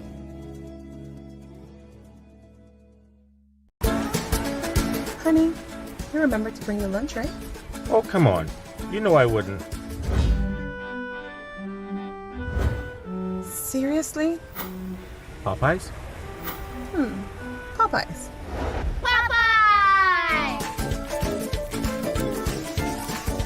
Popeyes to the rescue again. Mommy, I prefer this to your chicken anyway. Oh, no, you didn't. Cayman doesn't just like that chicken. We love that chicken from Popeyes. Recover Personal Injury Attorneys, helping injured people get what they deserve. Did you know that insurance companies have lawyers that represent their interests? Before signing and accepting any settlement, know your rights. Call us today for a free consultation at 924-9999. That's 924-9999. Recover. Your personal injury attorneys are on standby to assist. Are you tired of overpaying for TV services? Can't figure out VPNs? Constantly missing your favorite TV shows? And no access to the good stuff on streaming services? The frustration is real, but it doesn't have to be. Contact Roque, Cayman's streaming pros. We'll put you back in the driver's seat in front of your TV.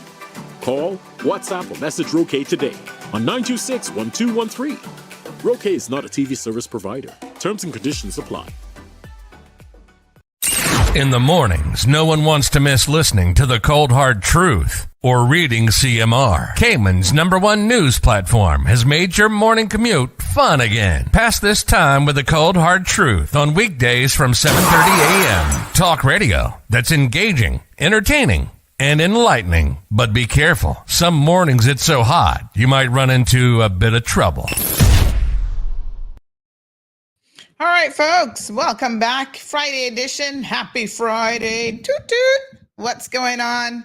I feel like I need something here. How about a little air horn? There we go. Keep those energy levels up. Let's get it. So some interesting discussions there again. Nothing is ever resolved with a singular decision. I see Jonathan complaining about he hasn't heard any solutions. He wants solutions. He wants to hear solutions. I think if you were actually listening properly, Jonathan, you would have heard the premier say that they have a number of things on the table that they are considering. For example, with the traffic situation, he's in support of the East-West Arterial, obviously waiting on the outcome of the environmental impact study. But the building of roads is a small part of the solution.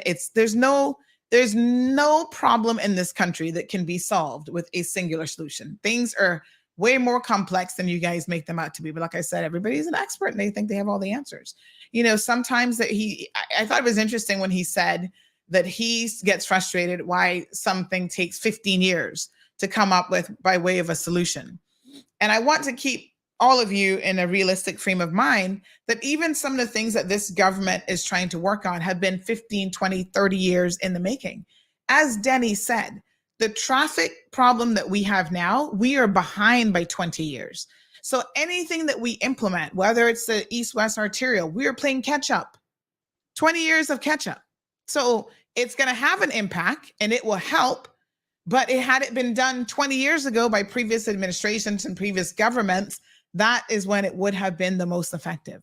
Again, to Eddie's point, when he said that he appreciated the Minister of Tourism and Transport saying, listen, when it comes to the port, we're not talking about right now, but we need to look at future expansion of the port in terms of, the capacity to be able to bring in food and other goods that we import into this country. Here in the Cayman Islands, we import every single thing, folks. Everything is imported. We're not a production company or country. We're not a manufacturing country. And so the stretch on the port is we're going to get to capacity in a number of years. So let's start talking about it now. Let's start having the discussion now. Let's start talking about solutions, because again, you can't come up with a solution in a day to these complex problems. You might need studies, you might need additional, experts coming in, information, infrastructure studies, environmental impact studies, the whole works, and those things take time. Rome was not built in a day. Rome was not improved upon in a day. And so this is just the process of how it works. I think that it's also a good idea for people to understand how the processes work, how government works, how decisions are made, what it takes to even get to a decision being made. Because it's not, there's another young man in the comment section. I thought that it was kind of interesting. He's like, oh, just fix it right now. I'm not trying to, I really don't mean to be dismissive of your comment, but how many of you can even, not in your personal life, let's just talk about a business, but I know some of you have not owned a business, right? You try to fix an issue within your business. And you come to me, and most of y'all have micro businesses, 1-2 employees. So you're not talking about 300, 400, 500 people, but try to fix an issue at that level. And you see the complexities involved in getting to a solution. And then you make that large scale and you think about fixing issues for a country of 70,000 plus individuals. Everybody with an opinion, competing interests, and all this stuff that politicians, to be fair to them, have to struggle. People oversimplify. And I don't know, I jokingly say, I don't know what version of the Mary Jean y'all are smoking, but it certainly makes you feel like you have all the answers and that you're superheroes and everybody else is a superhero and things can just be fixed like snapping your fingers. Oh, fix traffic, good. Fix cost of living, it's done. These are complex issues. And the oversimplification of them, even in our own discussions, to me, is really disturbing, and it demonstrates a lack of how we don't understand a lot of things. And, everybody's entitled to your opinion, but it doesn't mean that your opinion holds anything more than that. It doesn't mean that your opinion is logical. It doesn't mean that your opinion is well thought out. Caller, welcome to the program. I want to say that one of the things that challenged me as a young person, this is why you've always got to keep your mind open, right? Especially when it comes to education. When I was in university, I took a course in logic. Now, I've always thought I was a logical person. When I took that course in logic, and I actually understood how from a scientific perspective, how logic actually works, that course had me so confused. I thought I understood logic, and it turns out I knew nothing about the world of logic at all. And it was a learning curve for sure. Caller? Yeah. Logic is something really important too. And you know what? People don't understand. I know when I say that, right? People are like, well, I understand logic. Believe me, you would be surprised. There are people who study as a profession the subject of logic, and you just sit down and read one of their textbooks, and you would be shocked if you understood what they wrote, my apologies, at how little you even understand about the concept of logic.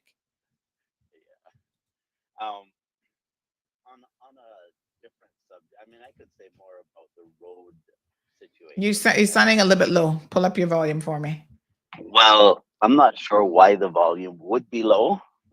Okay, that's better. Okay, is that better? Mm-hmm. Okay. Like if you want to plan for, say, the port, right? Mm-hmm. My question about the carrying capacity is like, well, okay, if you're going to build a port, how big are you going to build it? How much more ports are you going to need in the future? Or will this one be enough? Those are the kind of questions you need to have estimates on. Because what we're just doing is we're throwing somewhat a development in place, and we're saying we hope that, okay, well, this will last us for a good while. That's not how we should be planning. But on a different subject, on the issue of cannabis and the referendum and so forth, when I listen, a lot of people use the term smoking as if that is the only means by which one can ingest cannabis. It's not. Well, I think, caller, that the majority of people. One second. Mm-hmm. In fact, that's the worst method. Right. Okay. But hold, can I ask you a question before you move on? Yeah. The so-called 80% of the population that are using marijuana, how are they ingesting it? I don't really know for sure, but I could venture to guess. When I listen to how people talk, they're probably smoking. Right? Which I think is not the best idea in the world. My wife died of lung cancer. She wasn't a smoker. But 90% of all lung cancer cases are caused by smoking. And the reason for it is very simple. When you burn carbon, you create carcinogens. Carcinogens damage your cells in ways that cause them to not function properly. That's the beginning of cancer. And so if you want serious health issues, just keep smoking. You will damage your health irreparably. I have been saying from the very beginning, I'm in favor of people having access to cannabis, because cannabis is not just used as a recreational thing, it's also food. Okay, because the THC that makes people high is not naturally present in the plant. What's in the plant is an acid called THCA, which does not get you high. And so it's not until it is processed in some way, usually by drying it for a period of time or by applying heat to it, do you convert that THCA to THC, and then it becomes psychoactive. But smoking, the point I'm trying to make is that smoking is not the best way to consume it at all. It will damage your health. We need to think. This is why when the amendment was made to the misuse of drugs law, it was made for cannabis oil. Why? Because you can just simply put it under your tongue and ingest it, okay, for the medical purposes. You can do the same thing for recreational purposes if that's what you want. And then you're not dealing with increasing your risk of cancer. Okay? And I am imploring the public to think very seriously about whether you want to continue smoking. Don't confuse that with me saying that I don't want you to have access to it. That's not what I'm saying. What I'm saying is smoking is a bad idea. And let me just tell you what a physician said this morning. I didn't get to read his comment when the premiere was on, but let me go back to it now that you mentioned that. So the physician says, I wonder if people consider the public health cost of smoking any substance. The human respiratory tract was not designed to inhale smoke. Combustion of any smoking material produces cancer-causing and cell-damaging compounds. Whilst there are beneficial compounds such as endocannabinoids in the plant, the carbon compounds in the smoke aren't beneficial over the long term. And so that was their comment in relation to this whole discussion of marijuana. And that is precisely the reason, because there's no debate about the science in regards to smoking. Smoking will kill you. Okay. Mm-hmm.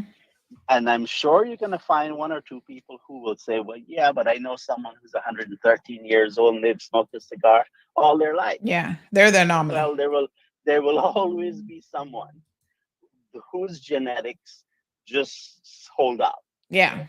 But you have to understand that what's really happening when you're smoking and doing other things to your life that causes cancer, what you're effectively doing is damaging your cells so that your cells forget how to instruct themselves to die. Mm-hmm. And so they live forever Mm-hmm. and they replicate and they just keep on living and they never die.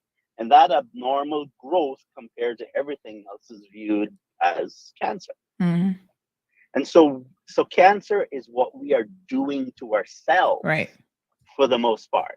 Okay. And to be clear, cannabis smoke contains many of the same cancer-causing substances as tobacco smoke. So for people who say, it's smoking. Yeah.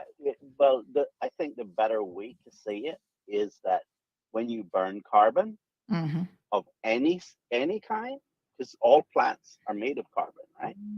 So let's say you just, if you burn lettuce, Mm-hmm. and you smoke lettuce, that will kill you the same way, because it's Yeah. not that it's lettuce, it's that it's smoke. Mm-hmm. And you have to, smoke is taking something past its burning point. Mm-hmm. Okay? So that it now vaporizes into Right. or And one of the more exactly, but interesting things about pot smokers is they tend to actually inhale more smoke per puff and hold it in their lungs for longer than people who actually smoke cigarettes. So naturally, if that is the case, the argument there is you are impacting your health. And the argument would go further to say, well, I smoke cigars and I don't really inhale. Yeah, and then you get throat cancer, and tongue cancer, and all sorts of cancers in your mouth. Mm-hmm. And so what I'm trying to emphasize to the public, I've had this conversation with a number of people one-on-one, and I find that it's really hard to get people to appreciate how dangerous that is. Mm-hmm. But I'm saying, just like the doctor said, what are the health consequences of smoking? Mm-hmm. You don't have to smoke. You can eat cannabis. You can drink it. You don't have to smoke it. Yeah. The same, if you want to, if the reason for which you want to consume cannabis is nutrition, Mm-hmm. you eat the leaves and the flowers like in a salad, and there's no psychoactive effect whatsoever, unless you eat it, of course. But if you want to use it for recreational purposes, you can use the oil, or you can dry the plant and then consume it. But what you don't want to do is you don't want to smoke, because that not only harms you, but I'll give you a perfect example. I go to the beach, and sometimes at the beach, everyone is smoking. Mm-hmm. And I'm thinking to myself, it's not that I'm against people having access to cannabis, but I don't want to inhale the smoke myself. Mm-hmm. I don't want my kids to inhale the smoke. And I don't think the people who are sitting on the beach should be inhaling the smoke. Mm-hmm. Now, someone will say, yeah, well, but that's my life. I'll do what I want with it. That's fine. You do that in your own home. Mm-hmm. So I don't smell it on the beach, because Mm-hmm. I don't want to smell it. Yeah. Because I understand that if I do so, it will damage my health. Mm-hmm. And so as we're having this conversation, we need to have a real conversation, not a superficial one, about what the risks and what the benefits are, and how do we reduce the risks if the public wants to adopt a wider access to it. And I agree with what the Premier was saying about needing to be able to preserve the ability for our young people to go off to university or travel or whatever, and not be negatively impacted by a foolish decision that they made when they were in their teens, right, or even younger. But that is that still very limited. I think what you need to have is a proper conversation in which we look at this a little more comprehensively. Mm-hmm. All right. Thanks very much. Appreciate it. All right. Take care. All right. So we have quite a few comments coming in on the WhatsApp. So let me just read some of these. This person says, more Americans favor legal weed over legal tobacco. For the first time, more Americans favor legal cannabis over legal cigarettes. According to CDC poll, 59% support the legalization in the states of marijuana and 57% are in favor of banning tobacco products. Very, very interesting indeed. But of course, to be clear, folks, what's on the table here is not the legalization. It is the decriminalization. Caller, good morning and welcome to the program. Good morning, Sandy. Again, I just thought that I should pick up on 2 points that I made when the Premier was on. I just didn't have time to develop them. And because of a couple of things that Denny has said, I thought I should perhaps just advance. And let me clarify. Can I also clarify something that you said? Did you say that sure. That Portugal has legalized all drugs? Is that what you said earlier? Yes, Portugal has legalized all drugs, but I want to be clear because I actually looked this up. This is why I wanted to ask you. They actually haven't legalized all drugs. What they've done is decriminalized all drugs, which again are two very distinct things. Okay, did I use the word legalized? Yes, that's why I was asking you again to clarify it for me, because there's a big difference between legalizing and decriminalizing. Yeah. And you are right, I just misspoke and so on. Yeah, I meant decriminalizing it. Yes, okay. And there's a result of that. Yeah. But thanks for that clarification because it might mislead people. Mm-hmm. You see, and as a result of that, what they have done is it has become possible now for drug addicts to be able to go to a rehab center and be given drugs for 5 months, for 6 months, if necessary, so long as they agree to go to rehab and so on and so forth. So in other words, basically the point I'm trying to make is that you see, there are solutions in the area of decriminalizing drugs. Now, the more general point I want to make is this. You see, I personally feel that maybe in 50 years' time, our grandkids will be looking at us and saying, oh, do you know that in 2023, it was illegal to possess drugs? I believe that the idea of decriminalizing in the manner that Cayman is proposing to do that, basically you have already accepted that you don't want to treat these people as regular criminals. You don't want them to suffer by getting a record. But once you say you don't want them to get a record, basically you are sending the message. You are saying, well, this is not such a bad thing. So if you have already gone that step, why don't you just say, look, if you want to smoke, you can smoke, but we will limit in terms of the age, the type, and these other things that we can control. Because at the end of the day, you are familiar with the debate in the United States. They said, look, of the last 5 presidents, 3 of them admitted to doing drugs.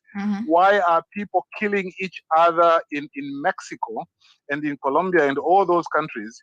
Why are they killing each other? Why? It's because there's a huge demand for drugs in the States. It's not because there are a few delinquent people in the United States who are doing drugs.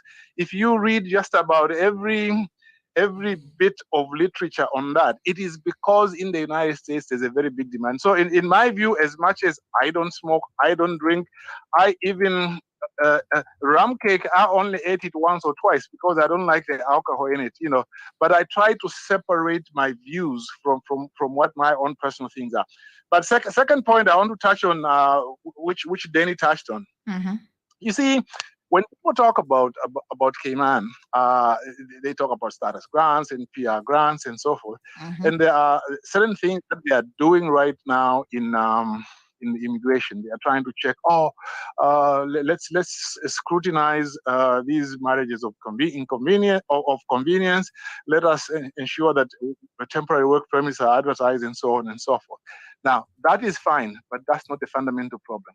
I am very attracted to Denny's idea, and I think he first expressed this, if I remember correctly, when he ran in 2017, to try and relate the status grants to the growth of the local population. And the way I understand him is not to say that your base population is only indigenous Cayman Islands. No.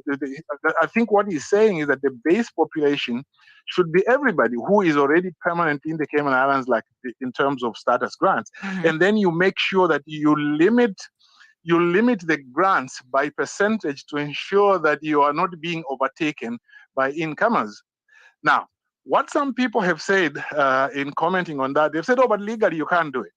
But of course, that is nonsense. Mm-hmm. Steve McField has pointed out many, many times that under Section 16 of the Constitution of the Cayman Islands, you can discriminate on the basis that you can discriminate between foreigners and locals in relation to employment, and also in relation to just the right to decide who stays and who doesn't go.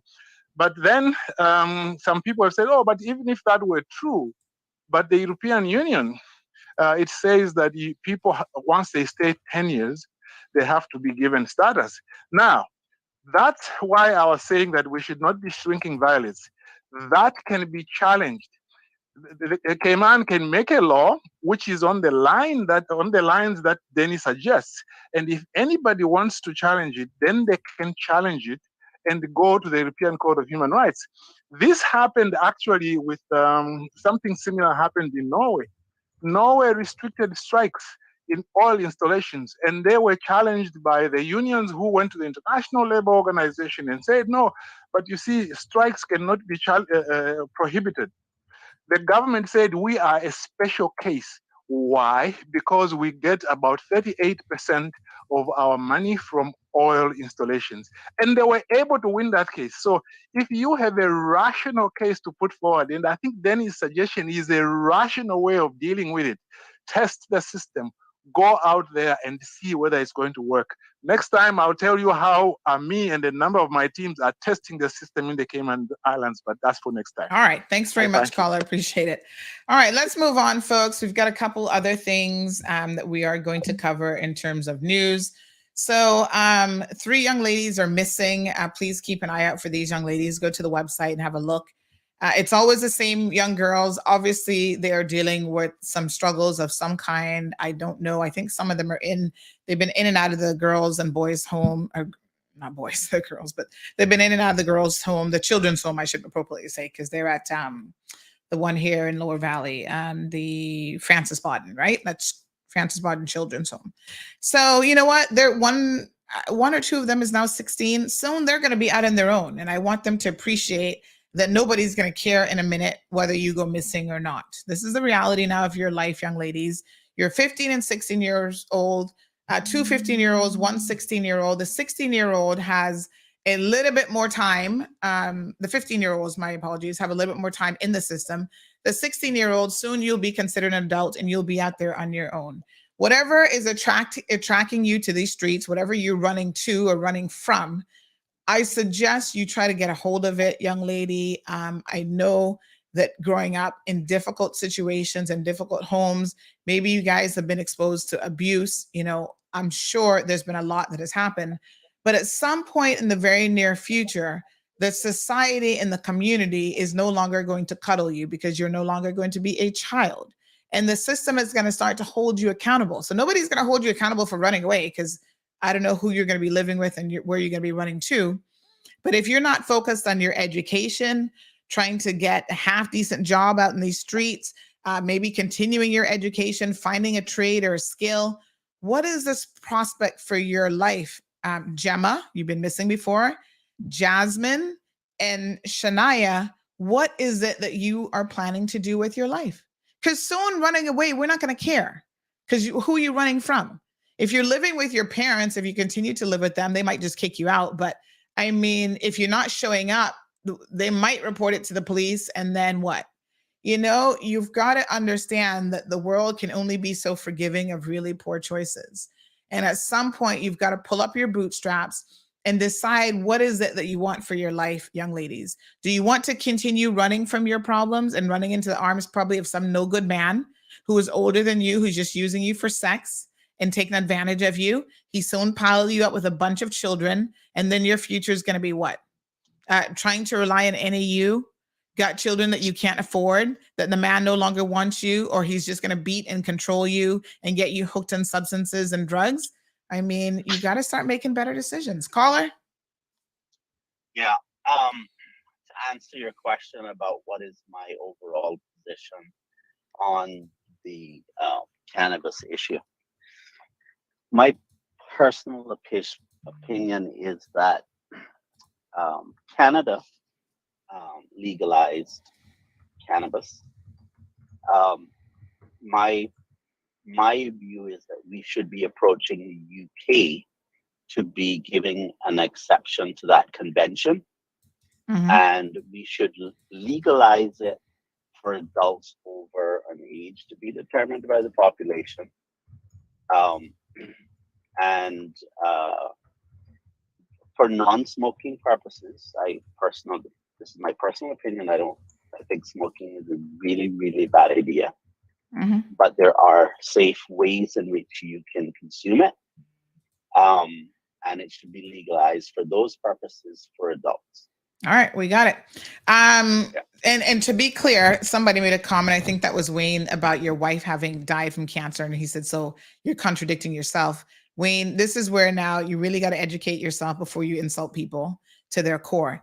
Denny specifically said, and you've also got to listen with a view to understanding what people are saying. Denny specifically said that his wife died from lung cancer, but Denny also said that what percentages of lung cancers are caused by smoking? 90. Right. She was a non-smoker, so she fell in that 10%, which there can be other factors. There can be environmental factors. There can be some sort of hereditary, just an abnormality in the genes. So be very careful when you say, oh, you're contradicting yourself. No, he's not. He was very, very clear. His wife fell in the 10%. And that, that's broken up into the environmental and the other ways that you can potentially get lung cancer. So let's be very clear about the point. Okay. All right. Cannabis discussion done with. Let's talk about something really quickly here. We've only got a few minutes left in the program. So there is a case, and I want you guys to read this. I mean, I encourage you to read and understand stuff for yourself. Don't take my word for anything. I say it every single day. I'm not an expert. I'm an expert of disseminating information. You know what I'm saying? I give you information, but information is out there for you to go and research on your own. And I encourage you to do the research on your own. Challenge everything I say, not just by yapping, but by going out there, doing the research, and then bringing the research back to me. Right now, I'm looking at a research paper here. This is the National Library of Medicine, National Center for Biotechnological Information. This is a great source, and there's an article here about the effects of cannabis and cannabinoids, the current state of evidence and recommendations for research. Go and read this for yourselves. How can y'all form an opinion about anything if you're not even reading? I don't understand it. There are experts out there who are available to you if you rely upon their expert knowledge. Have a read of that one. So we have a situation here where I thought this was a very, very interesting article, in fact, where this gentleman, and the prison says that they're here about rehabilitation. I have a bone to pick with them on that, but we won't do that today, because the deputy director who's in charge of rehabilitation has been on paid leave for months now. Months, my apologies. I meant to say years. Several years she's been on leave, and we can't hear anything about, are they going to bring her back? Is that position going to ever be filled? Like, what is the real deal? But this young man, Devon Anglin, a lot of you might remember him. He was convicted of shooting a man in a nightclub, point blank range, 3 times, once in the head, twice in the back. Very, very vicious murder by all accounts. So his mother, congratulations to her. Katina Anglin has now been called to the bar. And listen, this is a success story, probably like few others in the Cayman Islands. This woman, I believe that Devon is her only child, but she has a person who has had drug addiction issues. I think she was a crack addict, from what everyone, including herself, has admitted. And, she's done an amazing job of turning her life around academically. She went to law school. She got her law degree. And now she, just this week on Monday, she was called to the bar. There's no Caymanian that should not be proud of this accomplishment. Whether you agree with her stance and all the other things that she discusses, you know, COVID and everything else, this is a separate issue. So congratulations to Katina Anglin. Well-deserved. Good for you. So the prison allowed Mr. Devon Anglin, like I said, her only child, her son, to attend her swearing-in ceremony at the courts, right? So there he is. He had on a nice outfit, white and red shoes, white and red tie, white and red shirt and outfit. The suit, as you can see, was red.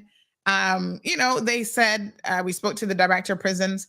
He said that essentially the prison service, you know, does allow people to participate in certain events, whether it's going to school activities for their children, social ceremonies, attending funerals of family members, and so on, because it is part of what they see as a collective rehabilitation strategy.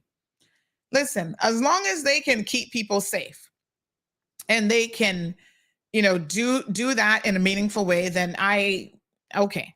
You know, some of you had a different way of thinking about it. It is what it is. We've seen other instances where they haven't kept people safe. They've let people out and that has caused problems. That is where my concern lies. If they can guarantee people safety, including his, because let's be honest, I'm going to talk about his appeal case here in just a second. But Devon has admitted that he is a target and he fears for his own life. Boy, the safest place to be if you fear for your life is probably in prison. But anyway, Devon Anglin. He has, ironically, I mean, I thought the timing of this was kind of interesting. At the same time that he had, you know, Monday he went to her event, he also had his appeal considered.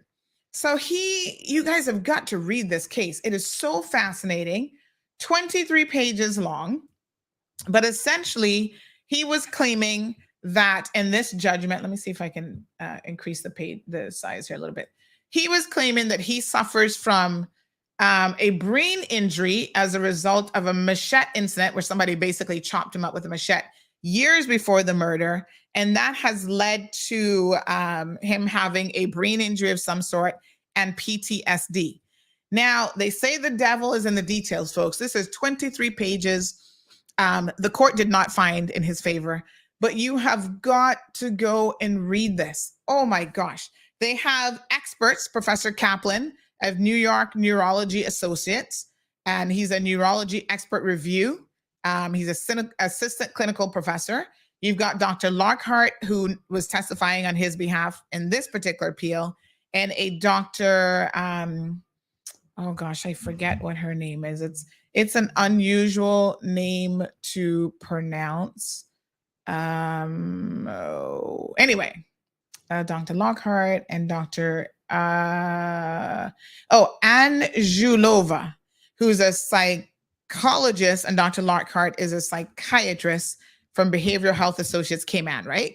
So those are the two who were arguing in favor of Devon, saying that, you know, he suffers from PTSD and that somehow this PTSD impacted him committing this murder, and he should get a reduced sentence. So they gave a lot of interesting points in this. One thing that stood out to me, and I had to chuckle a little bit, because one of the people that they relied upon, and this is all, you know, talking about the Criminal Appeal Act, Criminal Appeal 21 of 2017, he keeps appealing his sentence. I mean, I have lost count really on how many times he has appealed, and he's never won yet. So he continues to not win his appeals, but one of the more interesting things about this is one of the individuals that they relied upon in this was a psychiatrist by the name of, hold on one second, let me get you her name. Her name is Chuck. I might need just a little bit of overtime today.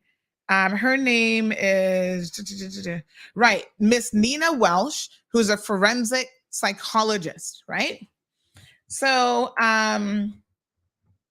she weighed in, and her opinion was that he did suffer from PTSD. Well, the things that don't always come out in court, but that are proven without a reasonable doubt, and the things that we know about is really, really interesting. Because here it is. There was also a short psychological report from Miss Nina Welsh, a forensic psychologist, on the basis of answers the applicants, in other words, she asked him questions, and based on what Mr. Anglin said, had given in response to a series of questions, aka the checklist. So she said her assessment was, it is possible that his behavior during the index offense of murder was influenced by such factors of which he complains. So he talks about, oh, he's got headaches and all this kind of stuff. But he's like, oh, he was suffering from PTSD. That's why he walked into a nightclub, shot a man in the head, and then shot him in the back twice. And the PTSD came from an incident where he, again, got in a fight in a nightclub and got chopped in the head. Now, these judges are still pretty savvy and they're pretty smart. But one of the things that I thought was shocking about them getting a short psychological report from Nina Walsh, does that name ring a bell to y'all? Anybody remember who Nina Welch actually was or is? Hear this story now. This is why it is important, folks, to pay attention. Nina Welch was accused and caught on video having inappropriate relations with prisoners, including the same Mr. Anglin himself. What? Y'all listening to me? Did y'all hear what I said? There was a whole investigation. A woman got suspended because she had complained, one of the managers at prison had complained about this same Nina Welch, right? And what she was up to. I'm going to show you all a picture. And nothing was done about it. So she took it upon herself to install a camera in her office so that she could catch her red-handed. Aha. Anybody remembers this situation? She was having inappropriate relationships with her so-called patients. So the fact that she would have submitted a report on behalf of Mr. Anglin to court of law, to me, is shocking. I cannot believe, there she is on the end next to the former director of prisons. I cannot believe that that would have even been permitted. That is beyond a conflict of interest. How on earth can I submit a report, right? When I was, listen, I don't think they ever dismissed her. They allowed her to resign. There's a lot of evidence that came out about how she was, friends with, and worked for the previous director in some capacity. I think she was his domestic helper or something she did for him. And that's how she got the job here in the Cayman Islands. And it's just crazy. But in the meantime, she was here in the Cayman Islands working in the prison system and having inappropriate relationships with people in the prison system. Sexting and phone calls and all kind of stuff. Oh, come in my office for one of these so-called sessions where I'm going to do this checklist. And at the same time, we're engaging in sexual relations with each other. So her report is impactful. How? Clearly it was impactful from the court's perspective at all. The court was like, nope, that's not gonna fly. Things that I sometimes read, I just have to shake my head. I'm like, wow, she had the audacity to, she's been gone for a number of years, but she had the audacity to put in a report for this appeal? Really? Anywho, go read your 23-page judgment. I put a link in the actual article here. The murder took place on September the 10th, 2009 at Next Level nightclub. I remember when it happened because, I don't hang out at Next Level. I've been there a couple of times, but I was really, really shocked that anyone could be so brazen as to go into a nightclub and commit a murder in front of all these people. It was like, oh my God, quite unbelievable. So Dr. Lockhart also weighed in on this. He supplied 4 reports claiming that Devon Anglin had lost control of his ability to restrain himself. His lawyers argued that his PTSD was so severe that it places his case into the exceptional category to justify a reduction in the minimum term of imprisonment. They also argued that he was provoked, and so therefore that should also reduce his sentence. The one excerpt that's in here that I think is really, really worth noting and highlighting is about how, let me show you guys this segment here. There were other people who were on the other side of the argument, obviously. Here's one. Professor Myers, upon the applicant's response to the personality assessment, basically determined that, this wasn't a cry for help, that in fact, this young man demonstrated what he says clinically is antisocial personality disorder. Basically, he's a sociopath. Right? Go and read up on what antisocial personality disorder is. That's a clinical term. And antisocial personality disorder is sometimes called sociopathy. Basically, he's a sociopath. Yes? And it's a mental health condition in which a person consistently shows no regard for right or wrong, ignores the rights and feelings of others. They're antisocial, and they will do anything that they feel like doing, including taking the life of other people. Treat others harshly or with cruel indifference, lack remorse, or do not regret their behavior. And people with antisocial personality disorder often violate the law, becoming criminals. They lie, they behave violently or impulsively, and they have problems with drug and alcohol use, which he admitted to as well. And they have difficulty consistently meeting responsibilities related to family, school, or work. A whole list of symptoms: aggression towards people and animals, destruction of property, and so on. So, we took some time and really reflected in this article. I mean, it's a lengthy article, but to be honest, it was worth explaining. There's so much more in the actual 23 pages, but we tried to break it down as much as possible. The courts found that the background to the violence bore a striking resemblance to the events leading to the shooting in the present case. So in other words, when he was stabbed at the nightclub, he's now using that stabbing as an excuse, claiming that he suffers from PTSD. The court said, isn't it funny? You were hanging out at a nightclub, right? Got in fight with multiple men. Somebody pulls out a machete and stabs you in your head. But the evidence did not actually support that there was any PTSD there, or that there was any damage to his intracranial part of his brain. So they have done multiple CT scans. Nothing shows up. A follow-up CT scan just done a number of years ago showed no evidence of intracranial abnormality. And the healing of the fracture, an MRI, which was done in October of 2021, was normal. No signs of remote traumatic brain injury. So, there was they said there was no intracranial bleeding. He did vomit as a result of the trauma that he received. Somebody chopping the head, I guess you might vomit. He never lost consciousness. And there was no evidence, no physical evidence to say that he could be suffering from any brain abnormality as he's claiming, because he's saying his brain is damaged. Well, if your brain is damaged, you can actually see that on a number of different scans. Even professional football players who, get licked in the brain a lot, or professional boxers, there is evidence to show that is something that the brain can actually see. Not the brain can see, my apologies. The MRIs and CT scans and so on, there are methods of assessing if someone actually has, what's it called? There's a clinical term for it. My apologies, I'd have to look it up. But football players' brains, right? All that thumping around of your brain does have an impact on you, and it can make you extremely violent. We know that.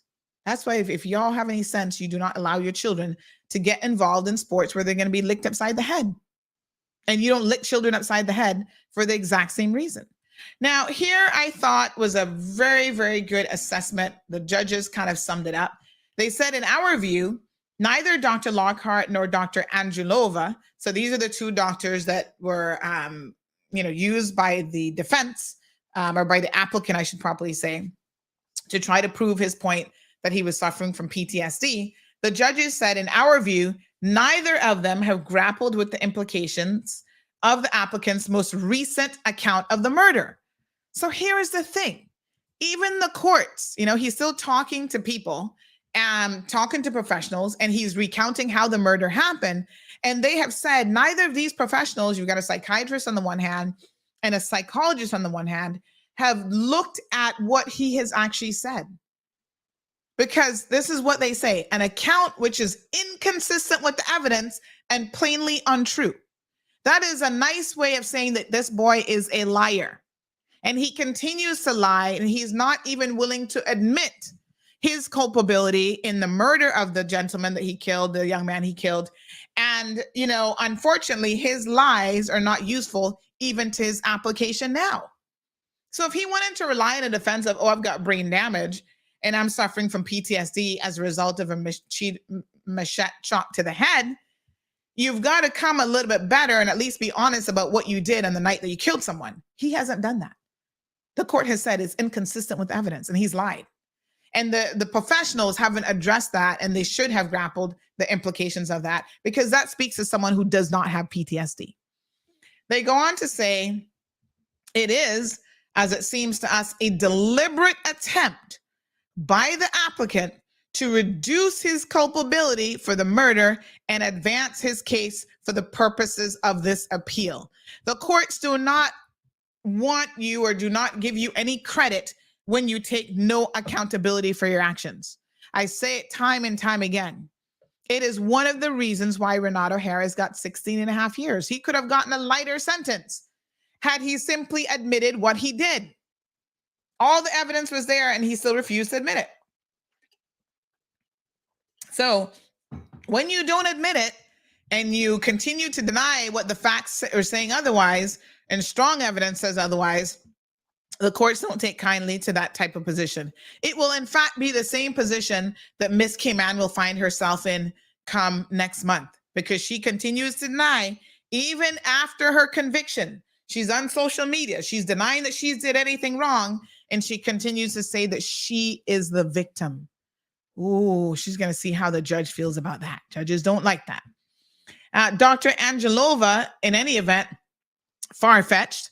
So in other words, they're saying that what she said is so far-fetched. They called it far-fetched. They didn't mince any words there. Viewed to the effect that the fresh account might reflect a memory which the applicant had repressed for many years was palpably wrong. So she's trying to say, oh, well, you know, it actually did happen that way, but he's repressed this memory. The court said, palpably, go look it up, palpably wrong. That's a very strong way of saying WTF, like seriously. The events of the account purportedly being recalled did not happen. Wow. And could not therefore be recalled. So in other words, no, ma'am, this isn't something that he repressed and is recalling it. It didn't happen, and he's lying and he's making stuff up. The court goes on to say, moreover, the implications of the change of account are significant. Dr. Lockhart's diagnosis of PTSD was advanced on the basis of the previous account. Interesting. So the boy can't even keep his story straight. Dr. Angelova's diagnosis was advanced on the basis of a different account. Each relied to a substantial degree on the truthfulness of the account given to them in circumstances where, in our view, no reliance can be placed on any account of the murder the applicant gives. Wow. I mean, that right there deserves a... Seriously. So he tells one psychiatrist this, the next psychologist something else. Both of them write reports concluding that the boy is suffering from, the young man is suffering from PTSD. That is not even possible. How can that be? He's giving you two separate accounts, and both of you with two totally separate accounts come to the same conclusion that he's suffering from PTSD. Ooh, honey child, these judges did not mince their words. They go on to say, in fact, with Professor Myers in 2018, he noted a surge of information regarding the applicant supposedly having PTSD. Despite that, there were indications that raised a doubt about PTSD, including the fact that he was not isolating himself. So certain behaviors, people who actually have PTSD will demonstrate. He demonstrated none of those behaviors, okay? He frequented the location of the so-called traumatic event. So even after he got chomped in the head, people who suffer from PTSD do not go back to the place of the trauma because that ignites the PTSD. He didn't do that. He kept going to the nightclub. No problems. He did not demonstrate any so-called, there was no indication that this is someone who was suffering from PTSD is basically what they were saying. All right. He also sought no treatment for PTSD. He did not go to any therapy sessions. He took a couple pills and he thought that that would be a convincing argument. The judges said the diagnosis of PTSD was substantially depends on accurate and reliable self-reporting, and concluded the evidence that the applicant's reporting was neither accurate nor reliable seems to be overwhelming. The psychometric test results speak for themselves. And so his appeal was denied and he will spend 30 years in jail. Sad situation, of course, but again, this is someone who has not really reconciled with what his actions were and what he has done.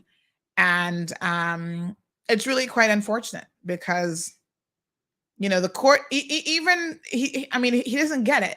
Even when he comes up to appeal, he's got to convince, not appeal, but parole, you know, he's got to convince those people that he is a changed man. And by all accounts, based on what the court said, he's simply not demonstrating that at all. So Ms. Vernita says, big up. I got mad respect to Ms. Katina and her achievement, no matter what, stop making other I'm not quite sure what that's supposed to be, but yes, congratulations. Siobhan says jail, no safer. Well, clearly it has been for him. And I think it's safer for a lot of people. I guess they have some kind of jail code or whatever, but in prison, they don't tend to have access to the arms that they would out in the streets. So the chance of someone having access to a gun in prison is significantly less. I'm not saying it's not possible, but it's significantly less. And it's also significantly less that they're going to have machetes and other things in prison as well. So Wayne says the majority of lung cancer causes people die from now smoking. So how making, okay, I can't even. Shamar says, why should we trust experts? Because they've spent an entire professional career studying, doing research, and it's the same reason why you trust doctors and other professionals. Who do you have build your house? You want me to come and build your house for you? I don't know anything about construction, but I can build your house for you. Are you going to trust those people? Or are you going to trust a professional expert construction person? That's what I'm talking about here. People who have spent an entire lifetime learning their craft, learning their trade, doing research and so on. That's why you trust them, because they've actually put in the work, unlike a lot of other people who just want to jump in the comment section. You all are not even reading. What makes you think you're an expert? How dare you question experts when you don't even want to read anything at all? It is insulting to people, not just experts. I'm sure they're insulted, but it's insulting to people who just believe in education, because you're not educating yourself and you assume that you can just take a position on something, whether there's anything available there to back it up or not. So Jonathan says the tea that you drink can cause cancer. From all the insecticides that, oh my gosh. I mean, the lens that you have to go, have a think about this, and we're going to end today's program. The lens that you have to go to prove your point that are so ridiculous, right, should lend you to believe that maybe there's something wrong with your fundamental position. If you have to talk about the fact that I'm sitting here drinking, what tea is this? Yogi. I don't know which flavor this is. This is Akinichi flavor, whatever, immune booster tea, right? That I need to be concerned about drinking tea because that could cause cancer. There are a lot of cancer causing agents in the world. That does not negate the fact that smoking cannabis is something that nobody with any degree of common sense would suggest. As Denny said, if you want to ingest it, there are other safer means of doing so. So why are you advocating smoking it? Smoking anything, cannabis, cigarettes, whatever, causes cancer. It's as simple as that. So these extreme comparisons, one final point here is these extreme comparisons are designed to what? Confuse people? They don't confuse anybody with proper sense. It just makes you look like, wow, that's a level of desperation. That, oh, I walk out in the air and I might get cancer. Okay. Right. Let's talk about the evidence. You know, there's tons of research available. Go and read this one. They've got conclusions here, discussions of findings, primary literature, systematic reviews. Go and read and try to educate yourself and stop talking pure foolishness. Balika says, congratulations to Katina. The greater the difficulty, the greater the glory. Absolutely. Appreciate it. Alejandro says, I like how we can judge a person's condition when we don't know why, except that if a person wasn't in his right mind. This is about the fact that professionals, experts weighed in on this, and the judges had to decide which experts to believe. Morning, caller. Yeah, morning, Miss Sunday. You know, in order for me to think about certain things, I have to risk offending, because really and truly it goes like a one-sided coin in a situation. Because if you guys are thinking that it's a bad thing to smoke ganja, what gives me my right to think that it's okay? I don't understand the question. That's the thing. Nobody listens to the other side of the story. No, you think that it's a bad thing to smoke ganja. Everybody has been listening to your side, but that's not the point. You're not. Okay, Alejandro. Alejandro, listen very carefully. Everything is not about ganja, but what is the benefits of it? Look at Charlotte's Web. Now, when you look at that, now the story of the little girl that had the condition, I can't remember what it was, that she having a lot of seizures, and they made a strain of marijuana because she's a little girl. They made a strain of marijuana. It's a indica strain. Indica actually takes a little bit less THC inside the strain, so it has more of the CBD, which is the beneficial of the marijuana. Now, this little girl had seizures on a daily basis for hours. Mm-hmm. And marijuana was. But you're confusing the issues, Alejandro. She was not smoking marijuana. This is the difference. Denny is pro. Hold on. You're confusing yourself. Denny is pro cannabis. Denny is pro medical and medicinal cannabis, right? What Denny and any other physician say, smoking causes cancer, no matter what you smoke. Cigarettes, stogies, whatever, including marijuana. Smoking causes cancer. Alcohol also gives a bad health benefits, don't it?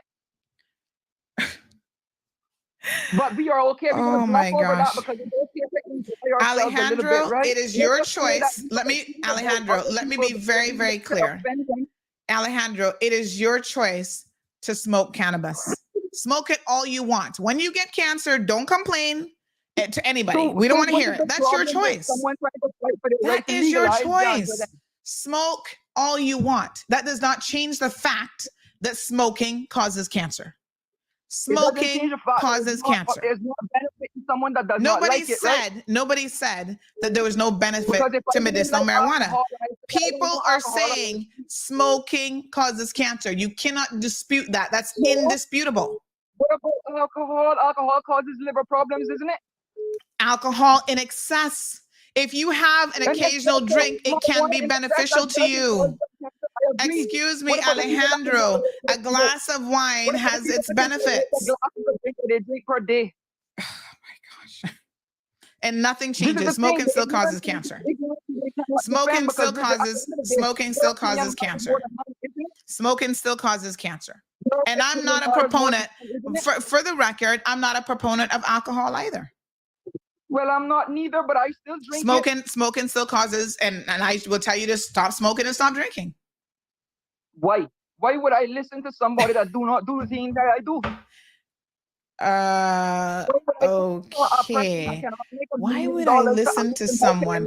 Hold on. Let me try and understand that logic. Why would I listen to someone who doesn't do the same thing that I do? So you've never listened to somemeone who didn't do something that you did? To be honest, I take it in consideration if I have never tried it. There's something wrong with that logic, though. That doesn't make any. The blood levels or whatever it is that it benefits you, because Miss Charlene, I'm coming to your call here in a second. When the Romans made wine, their idea of making wine was Alejandro, smoke it as much as you want. Smoke it all day long. It doesn't really matter to me. Don't smoke it around me. Don't smoke it in public. You stay home and smoke. When other people in your household get cancer because of their secondhand smoke and thirdhand smoke, I don't want to hear any complaints about it. And they can just sit around me while I'm smoking my ganja. I can tell you that from right now. Who can sit around I have my evidence of that. But I'm not going to say anything because guess what? It's my right. That's fine. You can smoke all you want, but who are you saying is going to sit around you while you're smoking ganja? Elders. I'm talking about people that do not like smoking, but then they are. No. You don't have a right. But hold on a second. You don't have a right to impact the health of other people negatively because you don't have a right to impact the health of other people negatively because you want to smoke. If they don't have a problem with it, they'll stick around. If they have a problem with it, they'll just wait till I finish. It's called respect. If I'm at the bar drinking and you want to have an important conversation with me, wait till I finish drinking because it's not going to be a good conversation. I have no idea what you're talking about. Anyway, all right, Alejandro, I think you've made your position clear. Continue smoking it. That's your decision. You're not going to change. I'm not sure what the objective here, because if the objective is to change my mind, I'm sorry for you, but that's not going to happen. I'm relying on good empirical evidence. Smoking anything, and I don't care what it is, a piece of cloth, it could be anything, it's going to cause cancer. Even people who eat smoked meat, that causes cancer. Right? Putting stuff directly on the grill causes cancer. You know, the burnt meat, how y'all like to burn meat, jerk and pork and all that kind of stuff. All that black stuff that you see, that's carcinogens. Smoking that causes cancer. It's not up for debate. It's the process of how you change the chemical compounds of something when you burn it. I'm sorry, but the person you have... Miss Charlene, do call back. My apologies. Oh my gosh.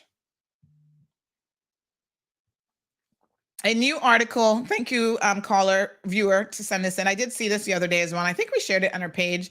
Study offers concerning insight into how daily marijuana use can impact your heart. Again, the evidence is growing by the day that marijuana is not as beneficial as y'all want to think. Coronary artery disease is caused by plaque buildup. And of course, now there is research coming out of Stanford University that is actually saying by a top American College of Cardiology that smoking daily marijuana can be bad for your heart. Of course. And once again, it's not about the CDB or whatever in the marijuana, the TC, whatever. It's the smoking. Smoking anything is bad for your heart. Smoking cigarettes, smoking, whatever. All of those things are bad for your heart. It is the smoking that is the biggest problem. So this study says using marijuana every day can raise a person's risk of coronary artery disease or CAD by 1/3 compared with those people who never smoke. And once again, it is ultimately your choice. You know, if you want to die young and happy with a spliff in your mouth, go and knock yourself out. I don't actually care. I want y'all to hear me very, very carefully. I do not care if you die young. That is on you. You're not my family member. I'm not really that invested if you make decisions that take your life younger.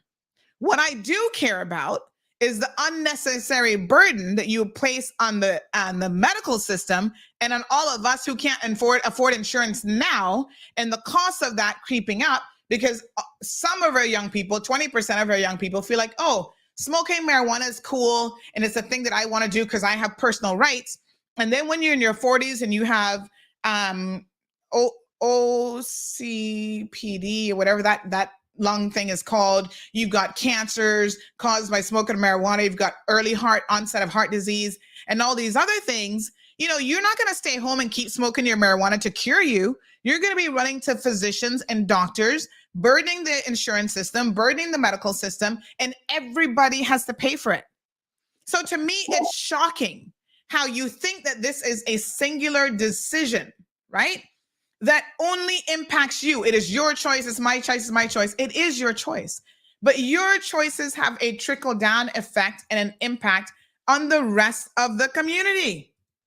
When I can't afford insurance because your choices burden down the system and makes it, ridiculous for me to be able to afford a policy, then it's not just your choice, is it?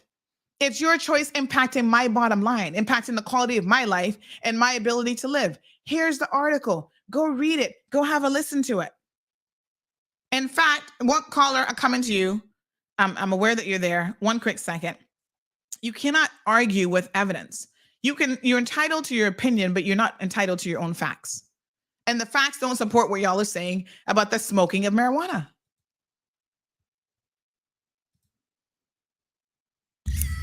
One second. Let's talk about marijuana and your brain. It's a rather complicated process, so let's start off with what's familiar to you. THC.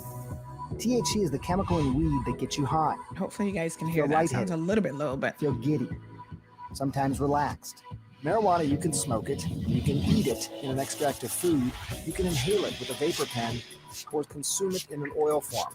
It's especially good for little kids who are taking it as a medicine.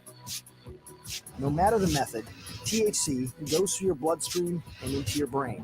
And there, the THC is going to latch onto these special receptors. When they are stimulated, you release dopamine.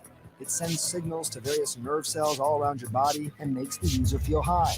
Not all cannabis is going to get you stoned. That's because marijuana contains another chemical known as CBD. That's cannabidiol. Marijuana plants that have low THC and high CBD can work really well as a medicine. They can treat things like epilepsy. It works because the CBD chemical can quiet excessive electrical and chemical activity in the brain. I know this 3-year-old girl who went from having 300 seizures a week to 2 per month after her parents gave her cannabis with high levels of CBD. When it comes to marijuana, there's some 500 different chemical compounds. All these compounds work together. It's something known as the entourage effect. It's important because you can't just take a chemical out of marijuana and make a medicine. You need the whole plant, especially when it comes to using pot instead of pills.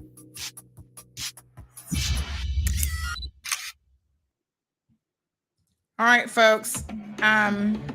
We are on a mission to transform. All I can tell. Oops, my apologies. All I can tell you is it is worth continuing to educate yourself. You have certain choices in life, and honestly, your choices are what they are. Like I said, we don't live in a vacuum, so we can't say that our choices don't impact anybody else. Your choices impact your children, impacts your family members, impacts your community, and impacts people around you. Miss Ethel says, "Oh wow, to each his own." Or to her own, Sandy, the consequences will also be theirs. And secondhand smoke is not cool around non-smokers. And here's the thing. You can smoke in your home, but you can't come out and infringe on my right to be in a smoke-free environment. By the way, thanks to the person who sent that, they said, and this is someone who says, Miss Sandy just thought that this was interesting science, and I'm for marijuana, just FYI. So this is a pro-marijuana person sent me this article and says, but we cannot deny the reality. Put it in the link so people can read it. So this is someone who is pro-cannabis, but he's smart enough to say, I can't argue with the science. I'm still going to smoke it, and that's my choice or whatever if I choose to do that. But the science is still science. You can't dismiss the science just because you're making a choice and you think that somehow your choice makes it scientific. It doesn't. Smoke all you want. If you want to go out right now and stand in front of a bus and get licked down by a bus, that would be your choice in life, okay? It has implications. It has implications for the bus driver. It has implications for the police. And now we got to scoop you up off the ground and somebody's going to go to a funeral and mourn for you. So your decisions do impact other people. However, if you want to stay within the confines of your home, somebody mentioned earlier about their neighbor constantly smoking marijuana on their porch, and it was coming over into their neighborhood, into their unit. You know, there's certain times that you just can't do it because it goes through filters. I mean, have you ever seen a filtration system of a house of a smoker and how black the filters are? What do you think it's doing to your insides? But that is your choice. Some of you have children and you're smoking around children. And so that means to me that you don't care and love your child enough to not even smoke in the presence of your child. To me, that is beyond irresponsible. And your children will have chronic issues in life, asthma and other things because of your right to choose. Caller, good morning. Good morning. I know you're ready to close, so I'm not even going any further than that. You gave a heartfelt piece there. Thank you very much for that. And Well, but tell me what your position. What is your position, caller? You're around people who smoke marijuana, I'm sure. Oh, Jesus. But let me tell you an inconsiderate situation. You know, my mother died a while ago. About on the day that we buried her, a Sunday. I'm here in the yard. A couple of people are here. You know, young people and old dragons like myself. And everybody is here. Not everybody was smoking. Only one person is smoking, but nobody is there capable, understanding, decent enough, moral enough to say the person for this place was just buried. Let us go over that side of the bush and smoke. They lack conscience. They lack reality. And that only happens because they're burning their brains out every day. You know, this young man seems so intelligent on a certain level. If he would hold steam, go to school, become a research scientist, maybe he would develop a way to get all of the kicks and the hicks. And you know, maybe make himself, he might be 60 when he gets, by time he gets it done. But he could make even endorse and get forward his own agenda. But he's just there arguing and stupid simple argument. And you can tell this young person, call him a child, this young person has a level of intelligence that some of us would want. But where is it going up in smoke when his arguments become so silly? Because I know that those arguments he put forward this morning are silly arguments for him. But I can let him out of the corner and say I had reading the Bible sometime about last year, around about this time. And I'm not sure when these arguments are being made. I'm not sure who's trying to convince whom. Like I said, I go with the experts and I go with the evidence. But that's why his argument is silly, because he understands that. I know he would ordinarily understand that. But he's so hyped up. You know, this is a level also of, you know, poke your finger in the eye of the law, in the eye of elders, because he said so. If they won't sit around me, that seems so ill-manly to me. But I don't think that, you know, if he was on his right heel, that he would be that uncouth. Yeah. And when you refer, and this is why I tell people, you know, I question what people say to me, and I want to make sure, just like Mr. Balika, he's an attorney. He called in this morning and he said that Portugal had legalized all drug use, and I've never heard that before. So I'm like, wait a minute, I need to go look that up. He admitted afterwards that he actually misspoke. They didn't legalize all drug use; they decriminalized it, and those are two very big things. There's a big difference between the two. Right? And so, you know, we have to be careful when we say things as a matter of fact versus a matter of opinion. If something is your opinion, you can say your opinion is that the earth is flat. That's your opinion, but we all know that the earth isn't flat and the earth is actually round. And yet there are people out there who believe that the earth is flat. They're entitled to that belief, but they cannot go around telling it as though it is a factual situation. So even when he talked about this Charlotte's Web and this young lady getting treatment, blah, blah, blah. Honey child, they were not sitting down making this girl smoke the marijuana. They're putting some CBD oil underneath her tongue or, you know, giving her a CBD gummy or maybe using a cream to rub her with. She was still not smoking it because no doctor in their right mind, no professional in their right mind is going to tell you for medicinal purposes, which y'all want to claim is why you want to smoke it, that the smoking of marijuana is the way that you will get any medicinal benefit from it. Even if there was a minor benefit that you would get, the negative side of what the smoking does to all of your body, right? From clogging up your arteries, your brain, the whole 9 yards, all of that, the negative return would nullify the so-called benefits that you potentially get from anything in the cannabis itself. And that's a fact. That's not my opinion.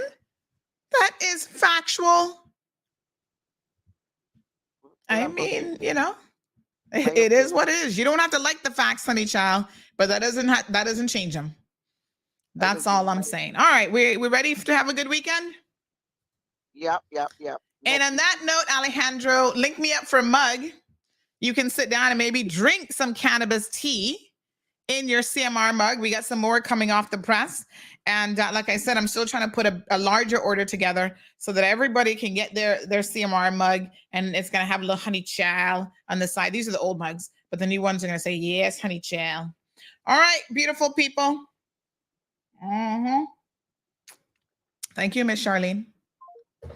Y'all have a fantastic and wonderful weekend. Please be safe. I didn't get to talk about that road fatality, but my God, we're going to do news, Chuck. Let me pull up the news. I want to do the news. But let me just say that it is so unfortunate that that young man lost his life in such a tragic way after being on island for just a couple months. You know, a lot of people come on island and you know, they're trying to make a living here, trying to support families overseas, or just trying to make themselves better. Some people just want to travel the world and see something different. We are fortunate to live in a place that so many people want to call home. We can't make them all call it home now, but a lot of people want to call home. And I must say that ultimately, folks, I was curious about whether or not on that scooter, if he was wearing a helmet, because we talk about alternative modes of, Carla, are you trying to get on the show? No, I thought. No. Wrapping up. So no problem. I'll call you after. So we're talking about alternative modes, folks, of transportation. These scooters have really picked up. Again, useful for people who don't have vehicles to scoot around. You know, you grab one at Cayman Bay. You can go West Bay Road. You can scoot all over the place. But there is a degree of risk that comes with being on a scooter. And they go pretty fast. I must say, I'm kind of impressed in a way with the speed, but that also means that if you get licked down or you fall down and you hit your head, you're pretty much a goner, unfortunately. That's the medical science now. You hit your head with a certain degree of force, chances are very high that you're going to die from those injuries. Was he wearing a helmet? I don't know. I've asked the police whether or not he was wearing a helmet. They've set up a GoFundMe page for him. We're going to post that up on our page. And, you know, if you want to assist his family now who have to repatriate this body and bury him and stuff, it's just a very, very, very, very sad situation. Of course, this individual was drinking and driving.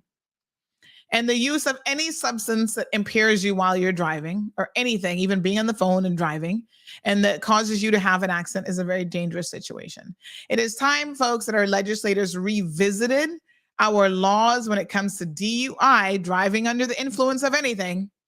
It's time that they sort of revisited that now, with the view that if you take somebody's life under those circumstances, there has to be a greater penalty to pay than just a couple months in jail. Like, seriously. That's not enough. That's an insult to the people who've died and an insult to the lives that have been lost over the years here in the Cayman Islands. That person is arrested. We'll certainly see what comes of that. So our condolences go out to this young man who, again, came here trying to, you know, find a better way of life, trying to work and make a few dollars. And now he's going to be sent back home in a body bag, unfortunately. Very, very sad. He worked at Tilly's as a waiter since November of 2022. So, folks, you know, if you're going to use these scooters, I beg you, give yourself some degree of protection. It's not a whole lot, but it's better than nothing. Always, always, always use your helmets. Buy a helmet if you use those on a regular basis. Buy a helmet and carry it with you. Soka says his parents died. That's why he came to Cayman. One of the reasons anyway. Yeah. Incredibly sad. All right, folks, that's it. Stay tuned for your news headlines, and we'll see you hopefully on Monday morning, bright and early at 7:30 a.m.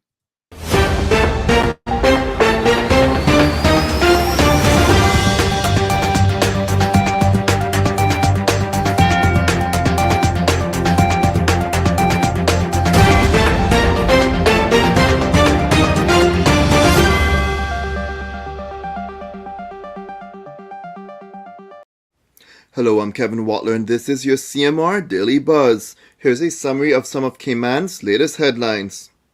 Police are seeking the public's assistance in locating 50 15-year-old Jasmine Ebanks, 15-year-old Shanna Beckford, and 16-year-old Gemma Watson, who were reported missing on Tuesday evening. Police say the teens attended school at the John Gray High School and the University College of the Cayman Islands that morning, but were not seen at the time they were to be picked up. They were later seen in Georgetown on Walkers Road and in the Windsor Park area. The Royal Cayman Islands Police Service and the Cayman Islands Government Cyber Security Office are asking the public to be vigilant against a scam that is currently circulating, commonly referred to as the WhatsApp account takeover scam. If you fall victim to the scam, you will lose control of your WhatsApp account and the scammer will be free to message your contacts. One way to avoid being scammed is to never generate and send your WhatsApp 6-digit code to any person. The Auditor General has again expressed disappointment in the slow progress made by the government in implementing recommendations made by the Public Accounts Committee of Parliament to improve budgeting, financial management, and reporting. The Ministry of Education is advising parents to only enroll their infants, toddlers, and young children in registered early childhood care and education centers. Further to the Education Act of 2016, all early childhood care and education centers must be registered by the Education Council. There are currently 18 early child care and education institutions registered with the Education Council. A group of about 10 public bus operators had a brief strike Wednesday morning at the Central Bus Depot over unannounced strict enforcement of bus routes. Within hours, they reached an amicable agreement with the Ministry and Public Transport Unit officials that accepted what the drivers said was a sensible approach. Now for your CMR weather update. It's brought to you by WG Charters. Sunrise at 6:38. Intervals of clouds and sunshine when the temperature is at 82 degrees Fahrenheit and humidity at 67% like the forecast calls for. It will feel like it's in the mid to high 80s. Winds east at 10 to 20 miles per hour, and the sun sets at 6:34.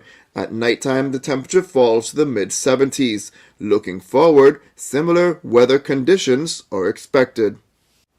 If you would like to know more on any of these stories, visit CaymanMallRoad.com or follow Cayman Mall Road on Facebook, Instagram, LinkedIn, Twitter, and YouTube.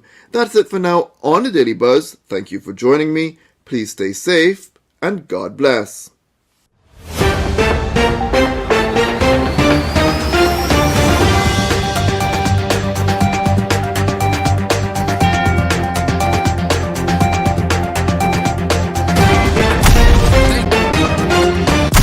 Thank you for tuning in to another episode of The Cold Hard Truth on Bobo 89.1 FM. Cayman's #1 talk show is live weekdays from 7:30 a.m. Never miss an episode again. Watch anytime on CMR's Facebook and YouTube channels for the latest show episodes. Don't forget to follow us online on our social media channels. And visit CaymanMarlRoad.com for all the latest news and community happenings.